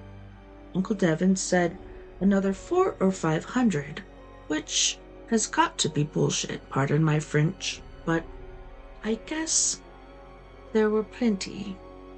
Henry Bell was part of that group, but he wasn't in at the finish. He fainted from the heat and excitement. And the sorrow, I guess. Mrs. Bell never saw the little boys where they died, only after they'd been, fixed up in the funeral parlor, but their father was part of the search party that found them. They took him to the hospital. He died of a heart attack not long after. Probably never got over it. I mean, who would? I could relate to that. Some things you don't get over. How did they kill all those snakes?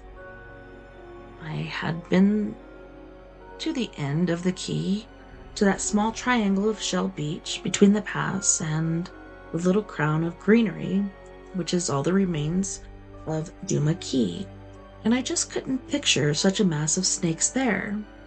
Before he could answer, there was a loud clattering.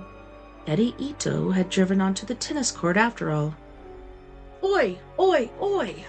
Mr. Ito screamed and ran toward him, waving his arms. Eddie looked up from his phone, startled, and hauled the riding mower back onto the lawn before it could do major damage to the court surface, although there would be plenty of dirt and clods to clean up. So I never got the end of the story. All right, boys and girls, on that note, we are going to our second music break. On this break, once again, we have the beautiful and wonderfully talented Miss Michaelan Hay from Ontario, Canada, with Gravity, Pins and Needles, Mirror. And then we have Mr. Fred Johnson III from Canyon County, California, with After Dark. Don't go anywhere. We'll be right back after this music break.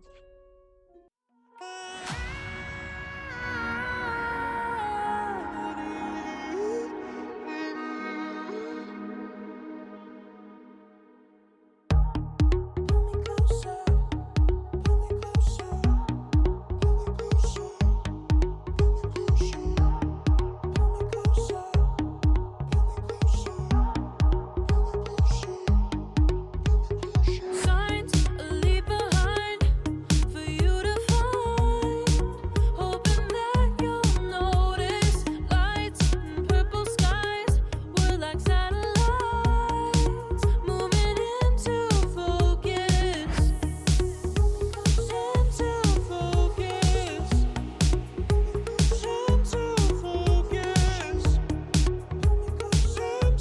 focus, silent, drifting all alone, killing time and counting stars, waiting for the moment we collide. I feel you pull me closer, you got me burning up, you got a hold on me. I feel you pull me closer, you got me burning up, you're my gravity.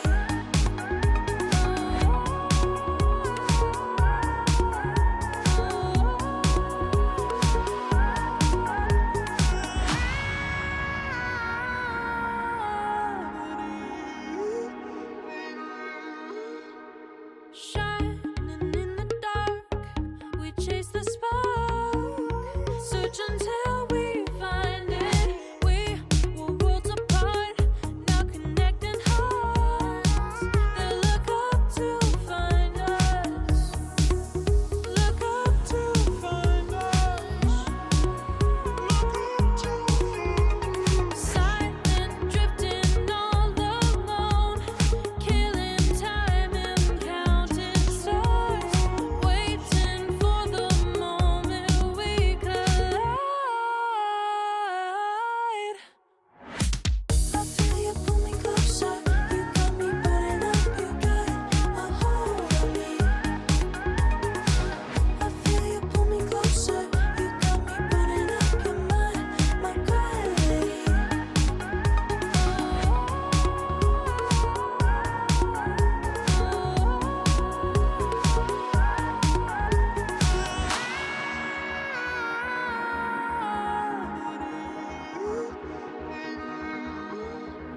Silent, drifting all alone, killing time and counting stars, waiting for the moment we collide.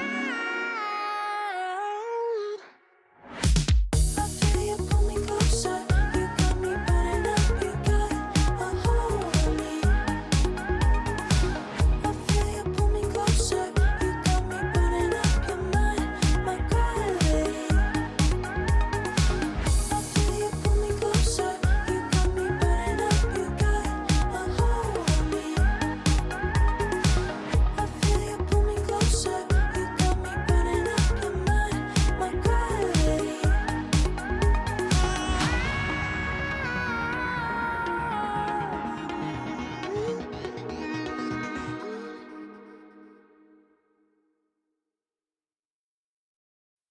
Talking on pins and needles, every word through a microscope.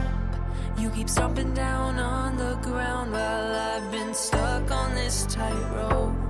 I just wanna say what I wanna say without your sentence. I'm not willing to do the time when I'm innocent, and I'm innocent. Talking on pins and needles. Talking on pins and needles. I'm gonna hang it up, hang it up, hang it up. And I'm done, and I'm done, and I'm done, done, done. I'm gonna hang it up, hang it up, hang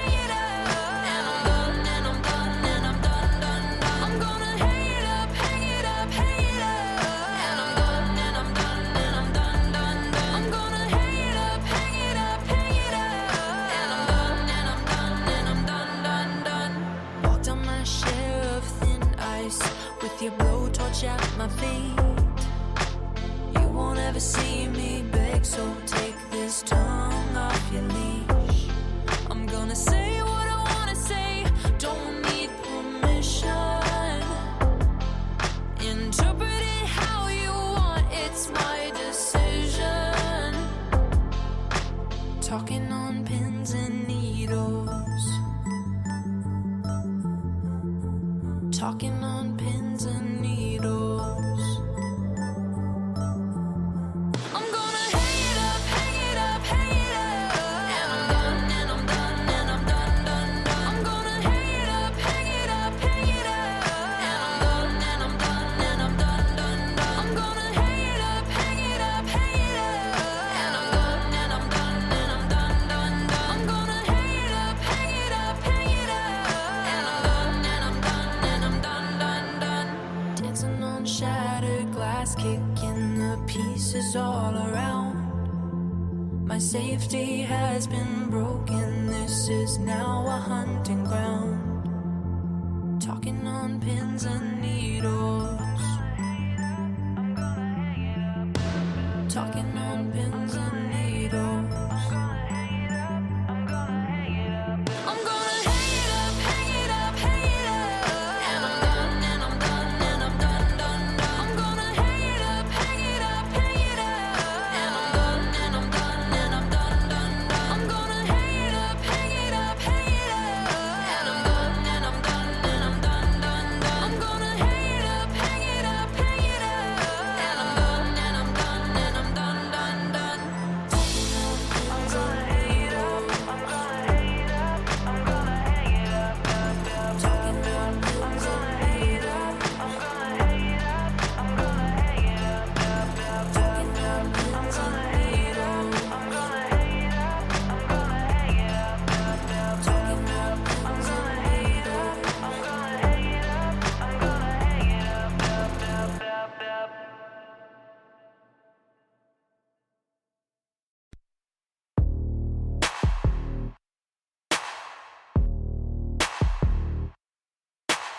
I dove right in. Didn't bring a parachute. Fell right through. Hit the water hard. Moving too fast. Spiraling out of control. Was touch and go. Went a little far. You taught me how to turn a blind eye. I showed you how to keep your shoulder cold. No one walked away without a scar.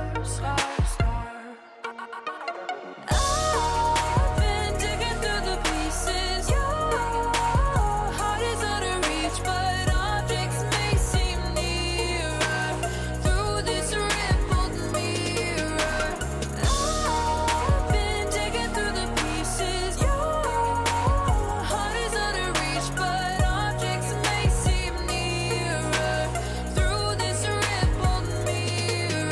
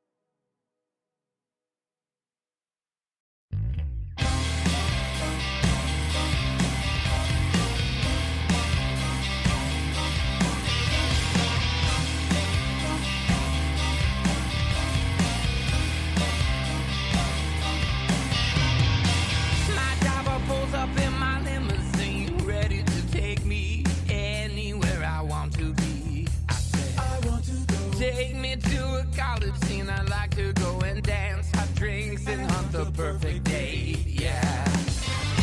Living at the dark, I search lonely streets to find hidden shadows in the dark.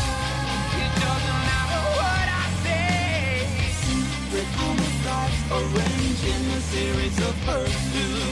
No matter what I say, after dark, I gave her base because she had the range. I knew she was the one that never could go home again. Plastic lights by limo seats. I don't know why I can't control this urge to hurt again. Yeah. Living at the dark, I search lonely streets to find hidden shadows in the dark. It doesn't matter what I say. Change the tennis stuff, murder forever after. No matter what I say, after dark.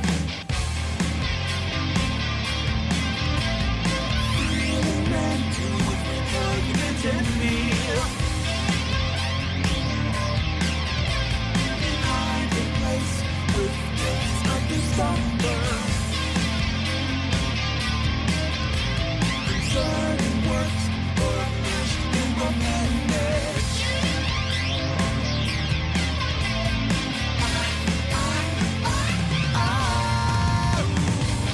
It doesn't matter what I say. It really doesn't. No matter what I say, after dark. It doesn't matter what I say.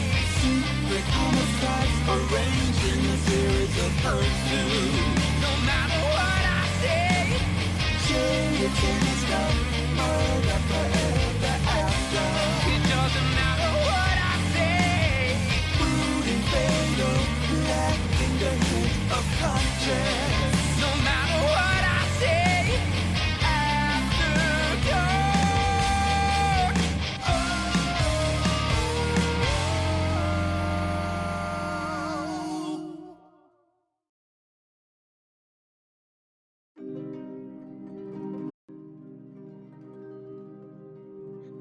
Welcome back, and thanks so much for hanging out with me tonight on We Are Paradox Media's Late Night in the Rockies.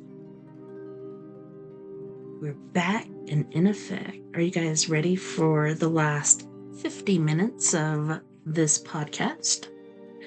I sure am.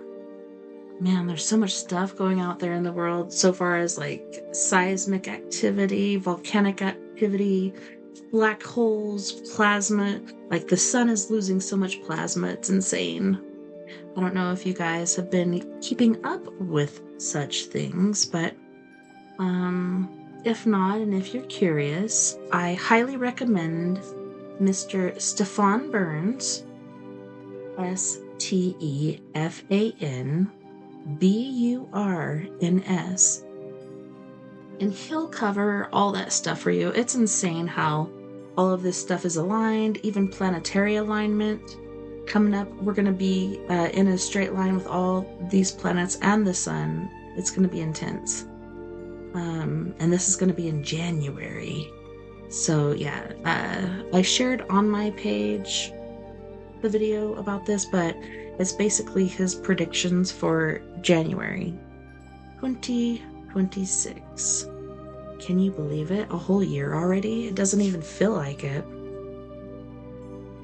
That is crazy. Alright, let's jump back into You Like It Darker stories. That night, after hearing Mr. Ito's version of the twins' deaths, hardly reliable but maybe in truth's ballpark, I had trouble falling asleep. When I did, it was then. I dreamed that the double pram was rolling slowly down the driveway from the road. First, I thought it was rolling by itself, a ghost pram, but when the security lights came on, I saw the twins were pushing it. They looked exactly alike, and I thought, no wonder she puts them in different shorts and shirts. Beneath their mops of blonde hair, the faces were somehow wrong, or maybe it wasn't the faces. Maybe it was their necks, which looked swollen, as if they were suffering from the mumps or COVID. When they got closer, I saw their arms were also swollen and marked with red dots like flakes of red pepper. Squeak, Pause. squeak, Pause. squeak. Pause. They came closer, and I saw there was a rattlesnake in each of the seats, squirming and coiling. They were bringing me the snakes as a gift, maybe, or as a punishment. I had been away when my son died, after all. My reason for going to Boston, trouble with an advertising account, was partly an excuse. I was angry about Donna's affair. No, furious. I needed to cool down.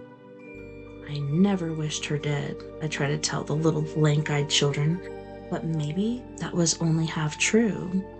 Love and hate are also twins.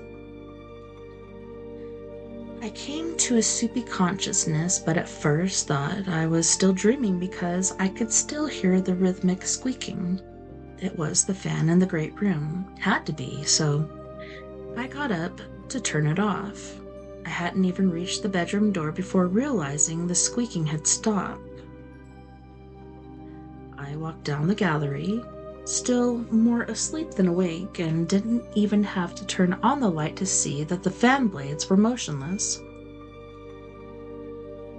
It was the dream, I thought. It just followed me into half waking. I went back to bed. I fell into real sleep almost at once, and this time there were no dreams.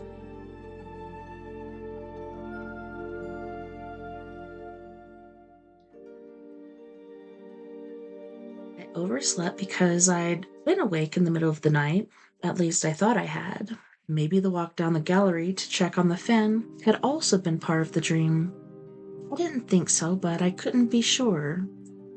I wouldn't have walked if the day had been hot, but one of the Gulf Coast's fabled cold fronts had come in overnight. They're never very cold. You have to live through a Maine winter to experience a real cold front, but it was in the 70s and the breeze was refreshing. I toasted myself an English muffin, buttered it liberally, and set out for the swing gate. I hadn't gone a quarter of a mile before I saw buzzards circling, both the black ones and the red-headed turkey vultures. They're ugly, awkward birds, so big it's hard for them to fly. Greg told me they show up by the hundreds if there's a red tide gobbling the dead fish that wash up on the beach, but there had been no red tide that summer. The prickling in your lungs is impossible to mistake for anything else, and these birds appeared to be over the road instead of the beach.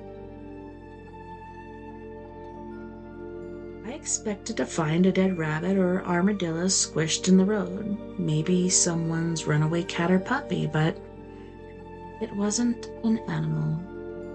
It was Allie. She was lying on her back by her mailbox.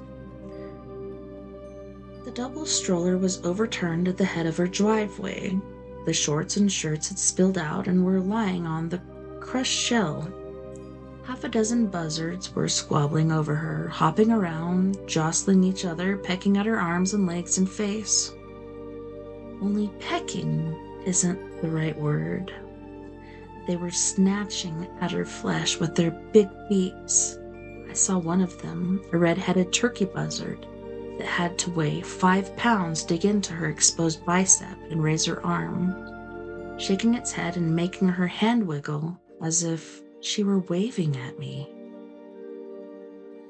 After a moment of shocked paralysis, I charged them, windmilling my arms and yelling. Several took clumsy flight. Most of the others backed off along the road in big, clumsy hops. Not the one with its beak in her arm, though. It continued to shake its head, trying to tear a strip of flesh loose. I wished for Allie's snake pole. A baseball bat would have been even better, but you know what they say about wishes, beggars, and horses. I saw a fallen palm, frowned, picked it up, and began waving it. "Get away!" I shouted. "Get away, you fucker!" Those fronds weigh almost nothing, but the dry ones make a loud rattling sound. The buzzard gave one more yank of its head and then launched itself and flew past me with a scrap of Allie's arm in its beak. Those black eyes seemed to mark me, to say, "Your turn will come." I punched at it, but missed. There was no question that she was dead, but I knelt beside her to make sure. I'm old now, and they tell me that one's thought process is dim even if you're not struck with Alzheimer's or dementia. The slipped pantaloon and all that, but I think I'll never forget that carrion birds had done to the nice lady who needed to pretend her long-dead children were still alive. The woman who had brought me oatmeal raisin cookies. Her mouth was open, and with the lower lip gone, she appeared to be wearing a terminal snarl. The buzzards had gotten half of her nose and both of her eyes. Blood-rimmed sockets stared at me with terminal shock. I went to the far side of the road and threw out my English muffin and my morning coffee. Then I returned to her. I didn't want to. What I wanted was to run back to Greg's house as fast as my creaky old man legs would carry me. But if I did that, the buzzards would return and resume their meal. Some were circling overhead, most were roosting in the Australian pines and palmettos, like vultures in a horror movie version of a New Yorker cartoon. I had my phone and called 911. I reported what had happened and said I would stay with the body until the police arrived. An ambulance would probably also arrive, much good it would do. I wish I had something to cover her mutilated face and realized I did. Set the stroller upright, moved it to the thick wall of rhododendron and sea grape at the side of the driveway, and took one of the shirts and draped them on the back. I put it over what was left of her face. Her legs were splayed and her skirt was up to her thighs. I knew from TV that you're not supposed to move a body until the police come, but I decided, fuck that. I put her legs together. They had also been pecked, and I thought those red dots looked like snake bites.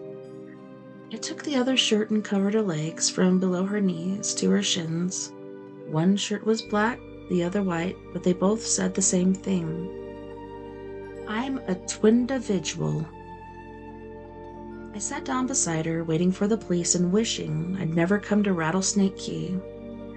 Duma was the key that was supposed to have been haunted, so Mr. Ito had told me, but as far as I was concerned, Rattlesnake was worse, if for no other reason than it, unlike Duma, was still there.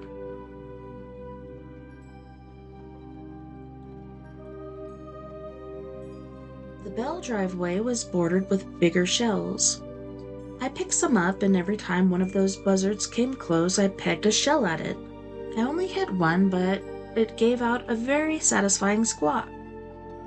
I waited for the sirens. I tried not to look at the dead woman with the t-shirts over her face and legs. I thought about oatmeal raisin cookies and about a trip I made to Providence 10 years before. I was 62 then, thinking about retirement. I didn't know what I'd do with my so-called golden years, but the joy I'd always felt in the advertising biz, composing just the right slogan to go with just the right idea, had started to grow very thin. I was there along with 2 other hotshots in the Boston agency to talk to an eloquence of lawyers, Debin and Debin, if you please. Their headquarters was in Providence, but they had offices in all the New England states, specializing in auto accident claims, disabilities, and slip and fall injuries. The Debbins crew wanted an aggressive ad campaign that would blanket all the TV stations from Cranston to Caribou. Something jazzy, They said, something that will make the people call that 800 number. I wasn't looking forward to the meeting, which was apt to be long and continuous and contentious. Lawyers think they know everything. I was sitting in the lobby of the Hilton Hotel the night before, waiting for my compatriots, Jim Woolsey and Andre Dubois, to come down from their rooms. The plan was to go out to Olive Garden and brainstorm, the ultimate goal being to come up with 2 good pitches. No more than 2. Lawyers think they know everything, but lawyers also get easily confused. I had a notepad on which I jotted, "Why get fucked when you can do the fucking? Call Debin and Debin." Probably a non-starter. I flipped the pad closed, put it in my jacket pocket, and glanced into the air. That's all I did. I think about that sometimes, how I might have looked out the window or back at the elevators to see if Jim and Andre were coming, but I didn't. I glanced into the bar. There was a woman on one of the stools. She was dressed in a dark blue pantsuit. Her hair, black and streaked in white, was styled in the kind of maybe what hairdressers call a Dutch bob, that brushed the nape of her neck. Her face was only a quarter turned to me as she raised her glass to sip, but I didn't need to see more. There are things we just know, aren't there? The tilt of a person's head, the way the jaw angles into the chin, the way one shoulder might always be slightly lifted, as if in a humorous shrug, the gesture of a hand brushing back a wing of hair, the first 2 fingers held out, the other 2 curled toward the palm. Time always has a tale to tell, wouldn't you say? Time and love. It's not her, I thought. It can't be. All the time knowing it was, knowing it could be no one else. I sat and hadn't seen her in over 2 decades. We'd fallen completely out of touch, not even holiday cards for the last dozen or so years, but I knew her at once. I got up on legs that felt numb. I walked into the bar. I sat down next to her, a stranger who had once been my closest friend, an object of my lust and my love. The woman who had once killed a rabid dog in defense of her son, but too late. Too late. Too late.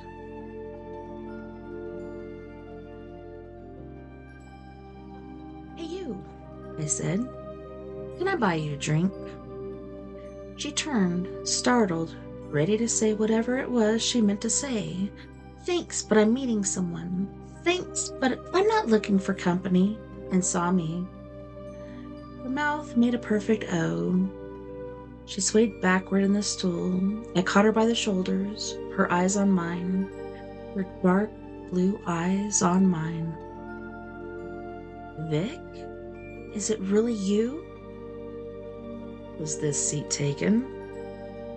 Jim and Andre did the brainstorming session by themselves, and the lawyers ended up greenlighting a really awful advertising campaign featuring a has-been cowboy star. I took my ex to dinner, and not at Olive Garden.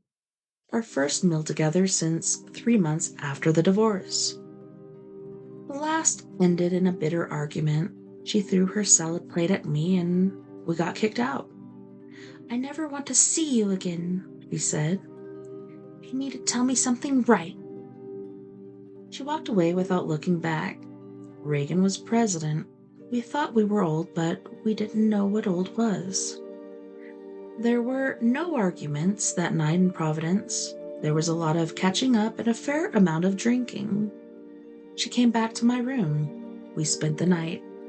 3 months later, long enough for us to make sure this wasn't just some kind of holding on to the past mirage. We remarried.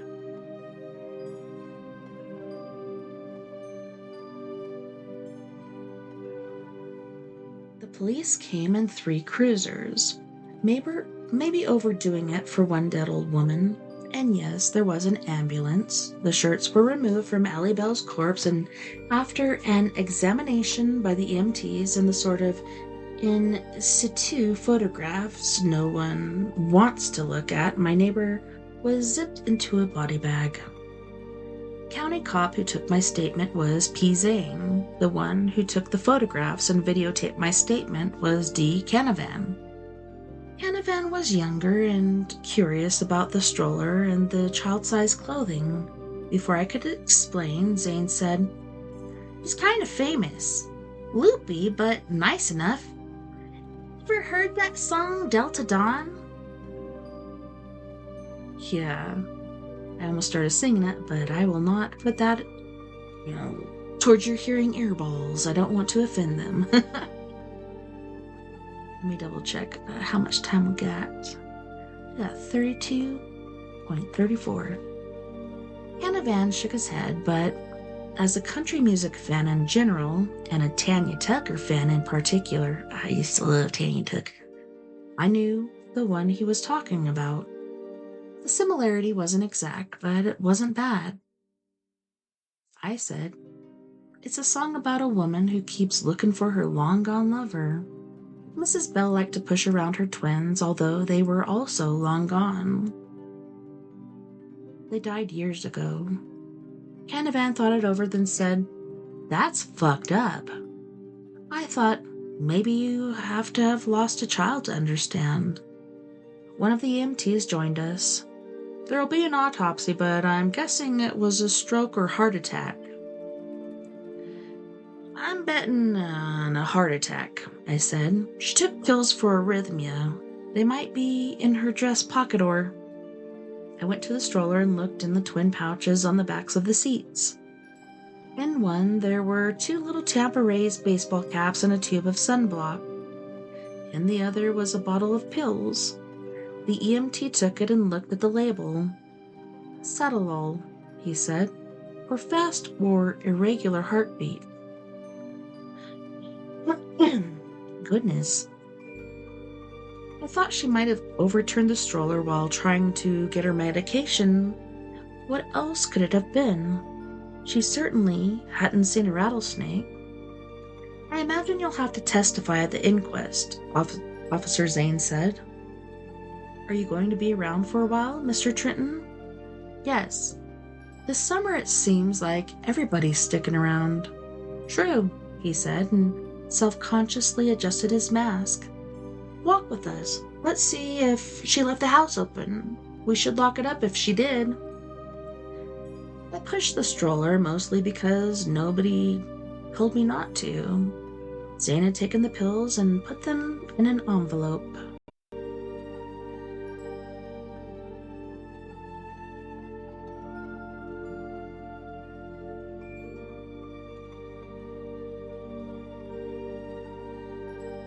Where I was, guys. Sorry, I had to go take a pause for the cause really quick, but let's just start at the top. Canavan shook his head, but as a country music fan in general... Okay, so we read that one. I remember that one. Right.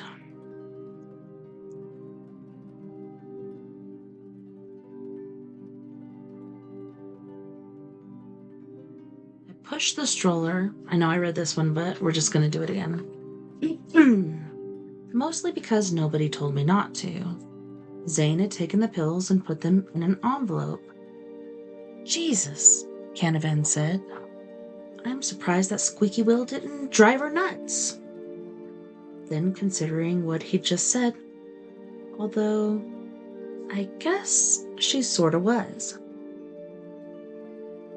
"She brought me cookies," I said.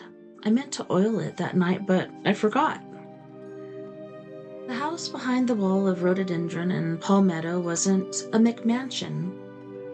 In fact, it looked like the sort of summer place that in the mid-20th century long before the rich types discovered the Gulf Coast Keys, might have been rented to a couple of fishermen on a vacation, or a vacationing family for $50 or $70 a week. There was a bigger, newer edition behind it, but not big enough, or vulgar enough, to qualify for McMansion status. The garage was connected to the house by a breezeway. I looked in, cupping my hands against the glass, and saw a plain old Chevy Cruze. There was enough light coming through the side windows for me to make out the two small child seats side by side in the back.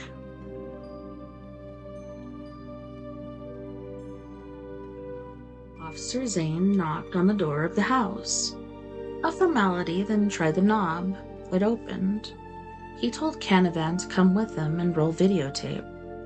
Presumably so he could show his bosses, including the county attorney, that they hadn't light-fingered anything. Jane asked if I wanted to come in, and I declined, but after they had gone inside, I tried to use the side door of the garage. It was also locked. I wheeled the stroller inside and parked it beside the car. There were thunderstorms forecast for later in the day, and I didn't want it getting wet. Be good, boys, I said. The words were out before I knew I was going to say them.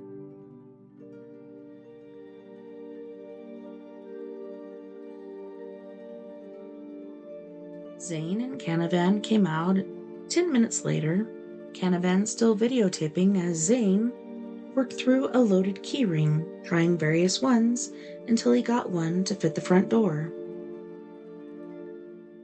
House was totally open, he said to me. Windows and all.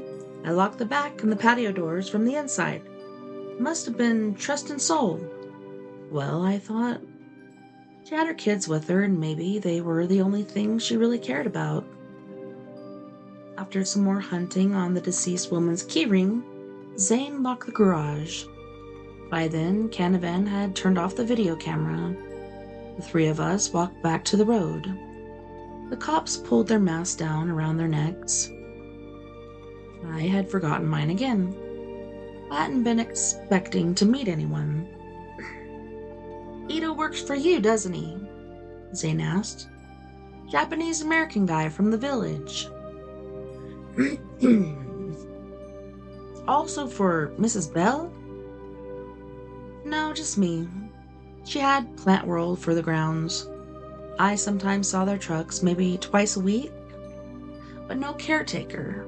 No one to fix a clogged drain or patch the roof. Not that I know of. Mr. Ito might. Zane scratched his chin. She must have been handy. Some women are. Just because you think your kids are still alive 40 years later doesn't mean you can't replace a washer or a window pane. Not handy enough to oil the wheel on that squeaky stroller, Canavan said. Maybe she liked it, I said. Or nothing, Canavan said and laughed. Nobody likes a squeaky wheel. Don't they say that that's the one that gets the grease? Zane didn't reply. I didn't either. But I thought maybe the kids had liked it.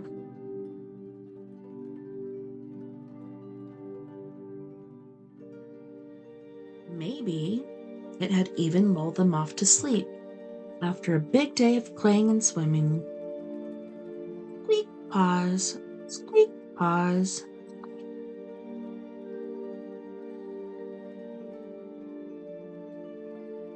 The ambulance and 2 of the police cars were gone when we got back to where I'd find her body. Before departing, the other cops had strung yellow "Do Not Cross" tape from palms on either side of the driveway. We ducked under it.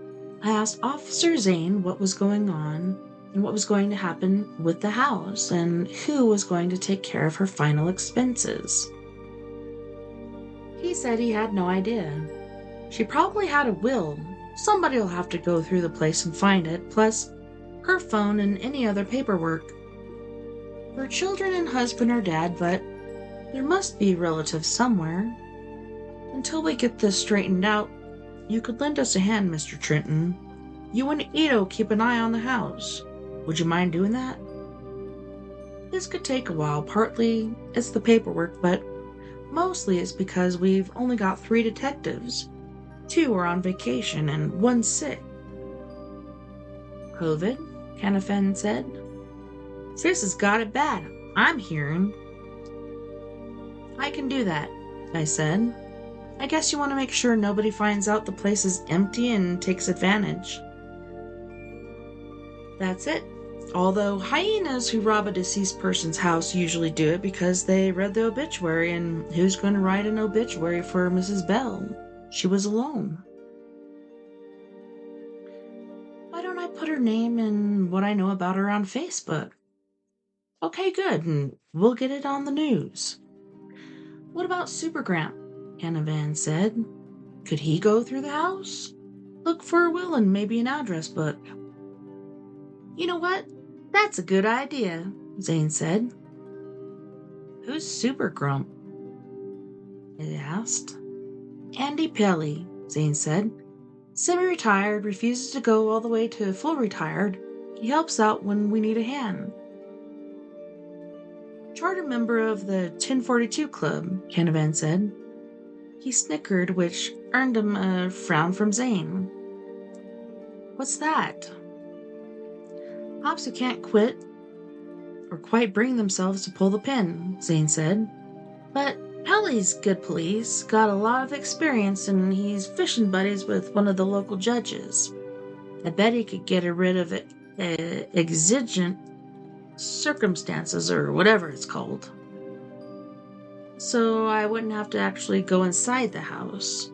Nope, you can't, Zane said. That'll be Pelly's job if he agrees to do it, but thanks for calling it in and for keeping the fucking buzzards off her. They messed her up, but it could have been a lot worse. Sorry your morning walk got ruined. Shit happens. I think Confucius said that. Canavan looked puzzled, but Zane laughed. Ask Mr. Ito if he knows anything about Miss Bell's relatives when you see them. I will. I watched them get into their cruiser and waved as they went around the next bend. Then I walked back home. I thought about Donna.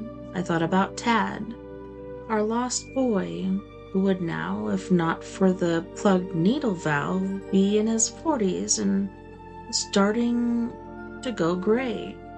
I thought about Allie Bell, who made good oatmeal cookies and who said, no, they aren't there, and yet sometimes they are.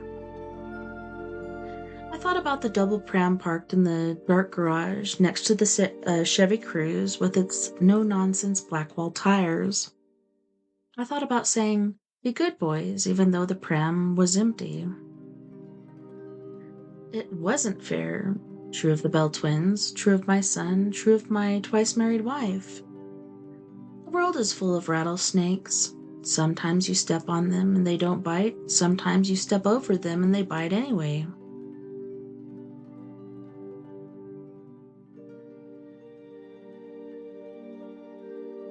By the time I got back to the house, I was hungry. No, ravenous. I scrambled up 4 eggs and toasted another English muffin. Donna would have said my hunger was healthy, life-affirming, a spit in the eye of death, but maybe I was just hungry. Finding a dead woman at the head of her driveway and waving away the buzzards who wanted to eat her must have burned a lot of calories. I couldn't get her ruined face out of my mind, but I ate everything on my plate anyway, and this time held it down. Because the day was pleasant instead of oppressively hot, hotter than dog snot, was how Mr. Ito liked to put it, I decided to walk after all, but not down to the swing gate, which would mean passing the spot where I'd found Allie. I took Greg's boardwalk to the beach instead. The first part of it was hemmed in by palmettos and junk palms, which turned it into a green tunnel. The raccoons seemed to like that part, and I was careful to avoid the little clumps of their scat. There was a gazebo at the end of the boardwalk, after the trees fell away to a wide sweep of beach grass and dune reeds. The sound of waves was mild and soothing. Gulls and terns circled, loafing on the Gulf breeze. There were other birds too, big uns and little uns. Greg was an amateur ornithologist and would have known them all. I did not. I looked south where there were great tangles of underbrush. A few palms poked above them, but they looked tattered and unhealthy, probably because the trash growth was sucking up most of the nutrient-rich groundwater. It was there that Jake and Joe must have come to grief. I could see the Bell Boardwalk, and if they had only taken that instead of trying to play jungle explorers, they would also be in their 40s, maybe pushing their own youngsters in that old stroller. If onlys are also rattlesnakes, I think. They're full of poison. I left the gazebo behind and headed north along the beach, which was wide and wet and shining in the sun. There would be a lot less beach that afternoon and almost none by evening, when the tide was high. Mr. Ito said it didn't used to be that way. He said it was global warming, and by the time Eddie was his age, the beach would be gone. It was a pleasant walk with the Gulf on my left and the dunes on my right. Greg Ackerman's was the last house on the key north of his property. County land took over and tangled the undergrowth, reappeared growing so close to the beach that I occasionally had to brush away palmetto branches and step over big clumps of beach napaca. Then the foliage ended and the beach widened into a lopsided triangle deep in shells. Here and there I spotted shark's teeth, some as big as my index finger. I picked a few up and put them in my pocket, thinking I'd give them to Donna. Then I remembered, oh snap, that my wife was dead. Bitten again, I thought. The triangle was lopsided because Daylight Pass had cut off the beach. Water ran against the tide from Calypso Bay, first fighting the mild Gulf waves and swirling in the whirlpool before joining them. It was a hurricane that opened Daylight, which had been closed 90 years before. So I'd read in a pictorial history of the South Keys, which had been on Greg's coffee table when I took up residence. Across the way was a floating patch of greenery, all that remained of Duma Key, which had been inundated in the same hurricane that opened the pass. I lost interest in picking up shark's teeth, remembering your wife is dead. We'll do that, I guess, so I just put my hands in my pockets and looked at the shell beach where Rattlesnake Key ended. It was to this dead end that the hunting party had driven the infestation of snakes. A group of lawyers is an eloquence, a group of rattlesnakes is a Roomba. I didn't know how I knew that, but I did. The mind isn't just a venomous reptile that sometimes bites itself. It's also an enthusiastic garbage picker. Freddie Cannon released his 45s on the Swan label, which bore the message, "Don't drop out." James Garfield's middle name was Abram. Those are also things I know, but don't know how I know. I stood there with the breeze rippling my shirt and the birds circling overhead and the green mop of foliage that marks what's left of Duma Key rising and falling with the waves, as if it were breathing. How had they driven the snakes here? That was the thing I didn't know. And once they got them here, how had they killed those that didn't try to escape by swimming away? I didn't know that either. I heard a squeak from behind me, then another. The sweat on the nape of my neck turned cold. I didn't want to turn my head because I was sure I'd see that double stroller with the dead twins inside of it. swollen from snake bites, but because I had nowhere to go, like the Rattlers, and didn't believe in ghosts, I did. There were a couple of ghouls standing there, white heads, black bodies, beady eyes, asking what the hell I was doing trespassing on their spot. Because I was scared, I threw a couple of shark's teeth at them. They weren't as big as the shells I'd thrown at the buzzards, but they did the job. The gulls flew off, squawking indignantly. Squawking. What I'd heard behind me had been squeaking, like the wheel that needs some grease. I told myself that was bullshit and could almost believe it.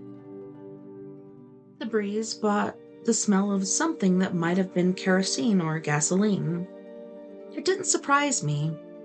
Florida politicians, from the governor right down to the city and town councils, are more interested in business than they are in preserving the Gulf Coast's fragile ecosystem. They abuse it and eventually they will lose it. I looked for the telltale rainbow of gas or oil on the surface or burning at the edge of that constant whirlpool and saw nothing. Breathed deep and smelled nothing. Went back home, which was how I was now thinking of Greg Ackerman's house.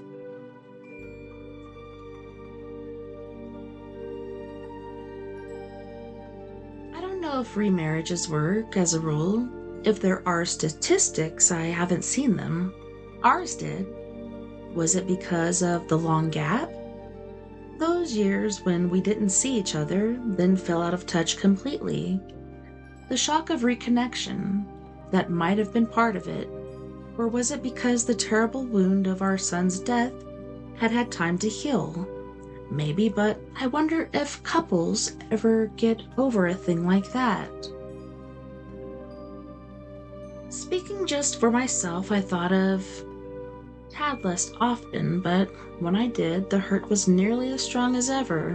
One day at the office, I remembered how I used to read him the monster words before bedtime. A catechism that was intended to banish his fear of dark, and had to sit down on toilet in the office bathroom and cry. That wasn't a year or two or even 10 after it happened. That was when I was in my 50s. Now I'm in my 70s and I still don't look at pictures of him. Although there was a time when I stored many on my phone. Donna said she did, but only on what would have been his birthday. A kind of ritual, but she was always stronger than I was. She was a soldier. I think most first marriages are about romance. I'm sure there are exceptions, people who marry for money or to improve their station in life some other way, but the majority are powered by the giddy, lighting feeling pop songs are written about. The Wind Beneath My Wings is a good example, both because of the feeling it evokes and because of the corollary the song doesn't go into. Eventually the wind dies. Then you have to flap those wings if you don't want to crash land. Some couples find a tougher love that endures after the romance thins away. Some couples discover that tougher love just isn't in their repertoire. Instead of discussing money, they argue about it. Suspicion replaces trust. Secrets blossom in the shadows. And some marriages break up because a child dies. Allie Bell's didn't, but might have if her husband hadn't died not long after. No coronary for me, only panic attacks. I kept a paper bag in my briefcase and huffed into it when they came on. Eventually, they stopped. When Donna and I remarried, there was an older love, kinder and more reserved. There were none of the money arguments and bad evil many young couples who are just starting out. I had done well in the ad biz, and Donna was a superintendent of one of the biggest school districts in southern Maine. On the evening I saw her in that bar, she was in Providence for a New England conference of school administrators. Her yearly salary wasn't as big as mine, but it was generous. We both had 401ks, our financial needs were met. The sex was satisfactory, although without a lot of firework, except maybe for that first time after our long haha layoff. She had her house, I had mine, and that was how we lived. The commute wasn't a big problem. It turned out that we'd been living just 70 miles apart for all those in between years. We weren't together all the time, and that was okay. We didn't need to be. When we were, it was like being with a good friend and that you just happened to sleep with. We worked at the relationship in, a way that couples just starting out don't need to do because they have that wind beneath their wings. Older couples, especially those with a terrible darkness in their path that they need to avoid, have to flap. That's what we did. Donna took early retirement, and in 2010 we became a one-house couple, mine in Newburyport. It was her decision. At first I thought it was because she wanted more together time, and I was right about that. Just not why she felt more together time had become necessary. We spent a week getting her settled, then she asked one sunshiny October Saturday if I'd walk with her by the rock wall that divides my property from Merrimack River. We held hands and kicked through the leaves, listening to the crackle and smelling that sweet cinnamon odor they get before they go limp and start to decay. It was a beautiful afternoon with big fat clouds sailing across the blue sky. I said it looked like she had lost weight. She said that was true. She said it was because she had cancer.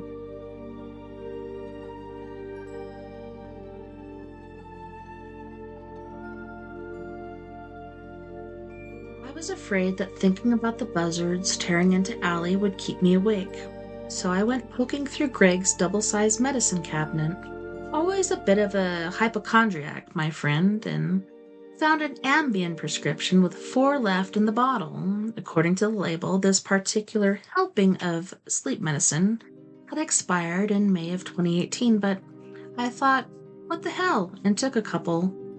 Maybe they worked, maybe it was just the placebo effect, but I slept all night and with no dreams. I woke refreshed at 7 the next morning and decided to make my regular walk, feeling I couldn't avoid the spot where Allie died for the rest of my stay. I put on shorts and sneakers and went downstairs to start the Keurig. Greg's driveway opens into a large courtyard on the side of the house. A window at the foot of the stairs looks out on this courtyard. I got 2 steps from the bottom of the stairs and froze staring. The stroller was out there. I couldn't believe it. Couldn't quite take it in. I felt it had to be a trick of the shadows, only in that early morning light there were no shadows, except, that is, for the one thrown by the stroller. It was there. It was real. More than the object itself, the shadow proved it. The shadows don't exist unless there's something to make them. After my initial brain freeze, I was afraid. Someone, some mean person, had come here and left that stroller to freak me out. It worked. I was freaked out. I couldn't think who would have done such a thing.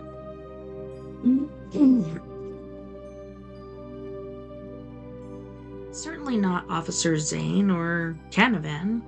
Mr. Ito had probably heard of Mrs. Bell's death. News travels fast in small communities, but he wasn't the practical joker type, and his son spent most of the time in internet dreamland. There were no usual suspects, and in a way that didn't matter. What mattered was that someone had come to my house and what the pulp novelists called the dead of night. Had I locked up? In my initial shock and fright, at first I wasn't even angry. I couldn't remember. I'm not sure I could have remembered my late wife's middle name just then. Had I been asked? I rushed to the front door, locked. I went to the one that gave on the pool in the patio, locked. I went to the back door, which opens into the garage, and that one was locked too, so at least no one had actually been inside doing a midnight creep. Should have been a relief, but it wasn't. One of the cops must have left that thing, I thought. Zane locked the garage and took the keys. There was logic there, but I just didn't believe it. Zane had seemed solid, dependable, far from dumb.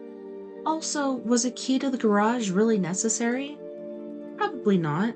The lock on the side door looked like the kind you could pop with a coat hanger or a credit card. Oh my goodness.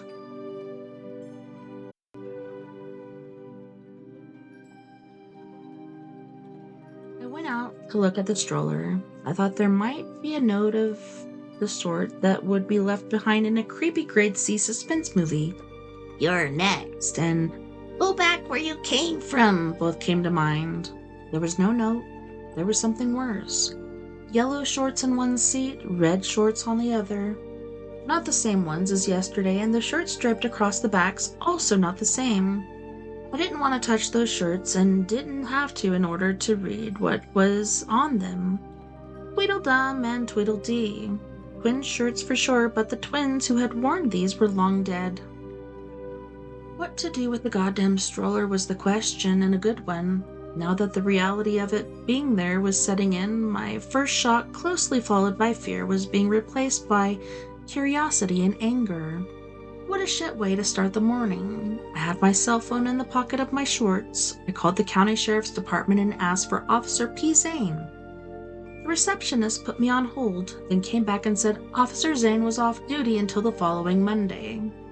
I knew better than to ask for a cop's personal number, so instead asked the dispatcher to please tell him Victor Trenton had called, and would he please call me back. Oh my goodness, you guys. Well, it appears that it is the end of our time together this evening. Those were some pretty interesting stories, I must say. But thank you so much once again for hanging out with me tonight. It was my pleasure hanging out and entertaining you. Thank you to all my friends out there, wherever you may be listening Beyond the Omniverse tonight. I had a wonderful time, and I can't wait to do it again tomorrow night.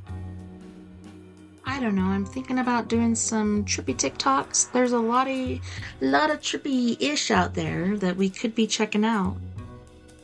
Let me know what you think in the comments below, or email me at weareparadoxmedia@gmail.com.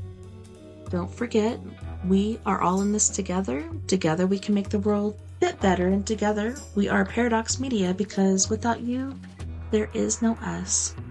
Night night, love and light, and take care of my youths.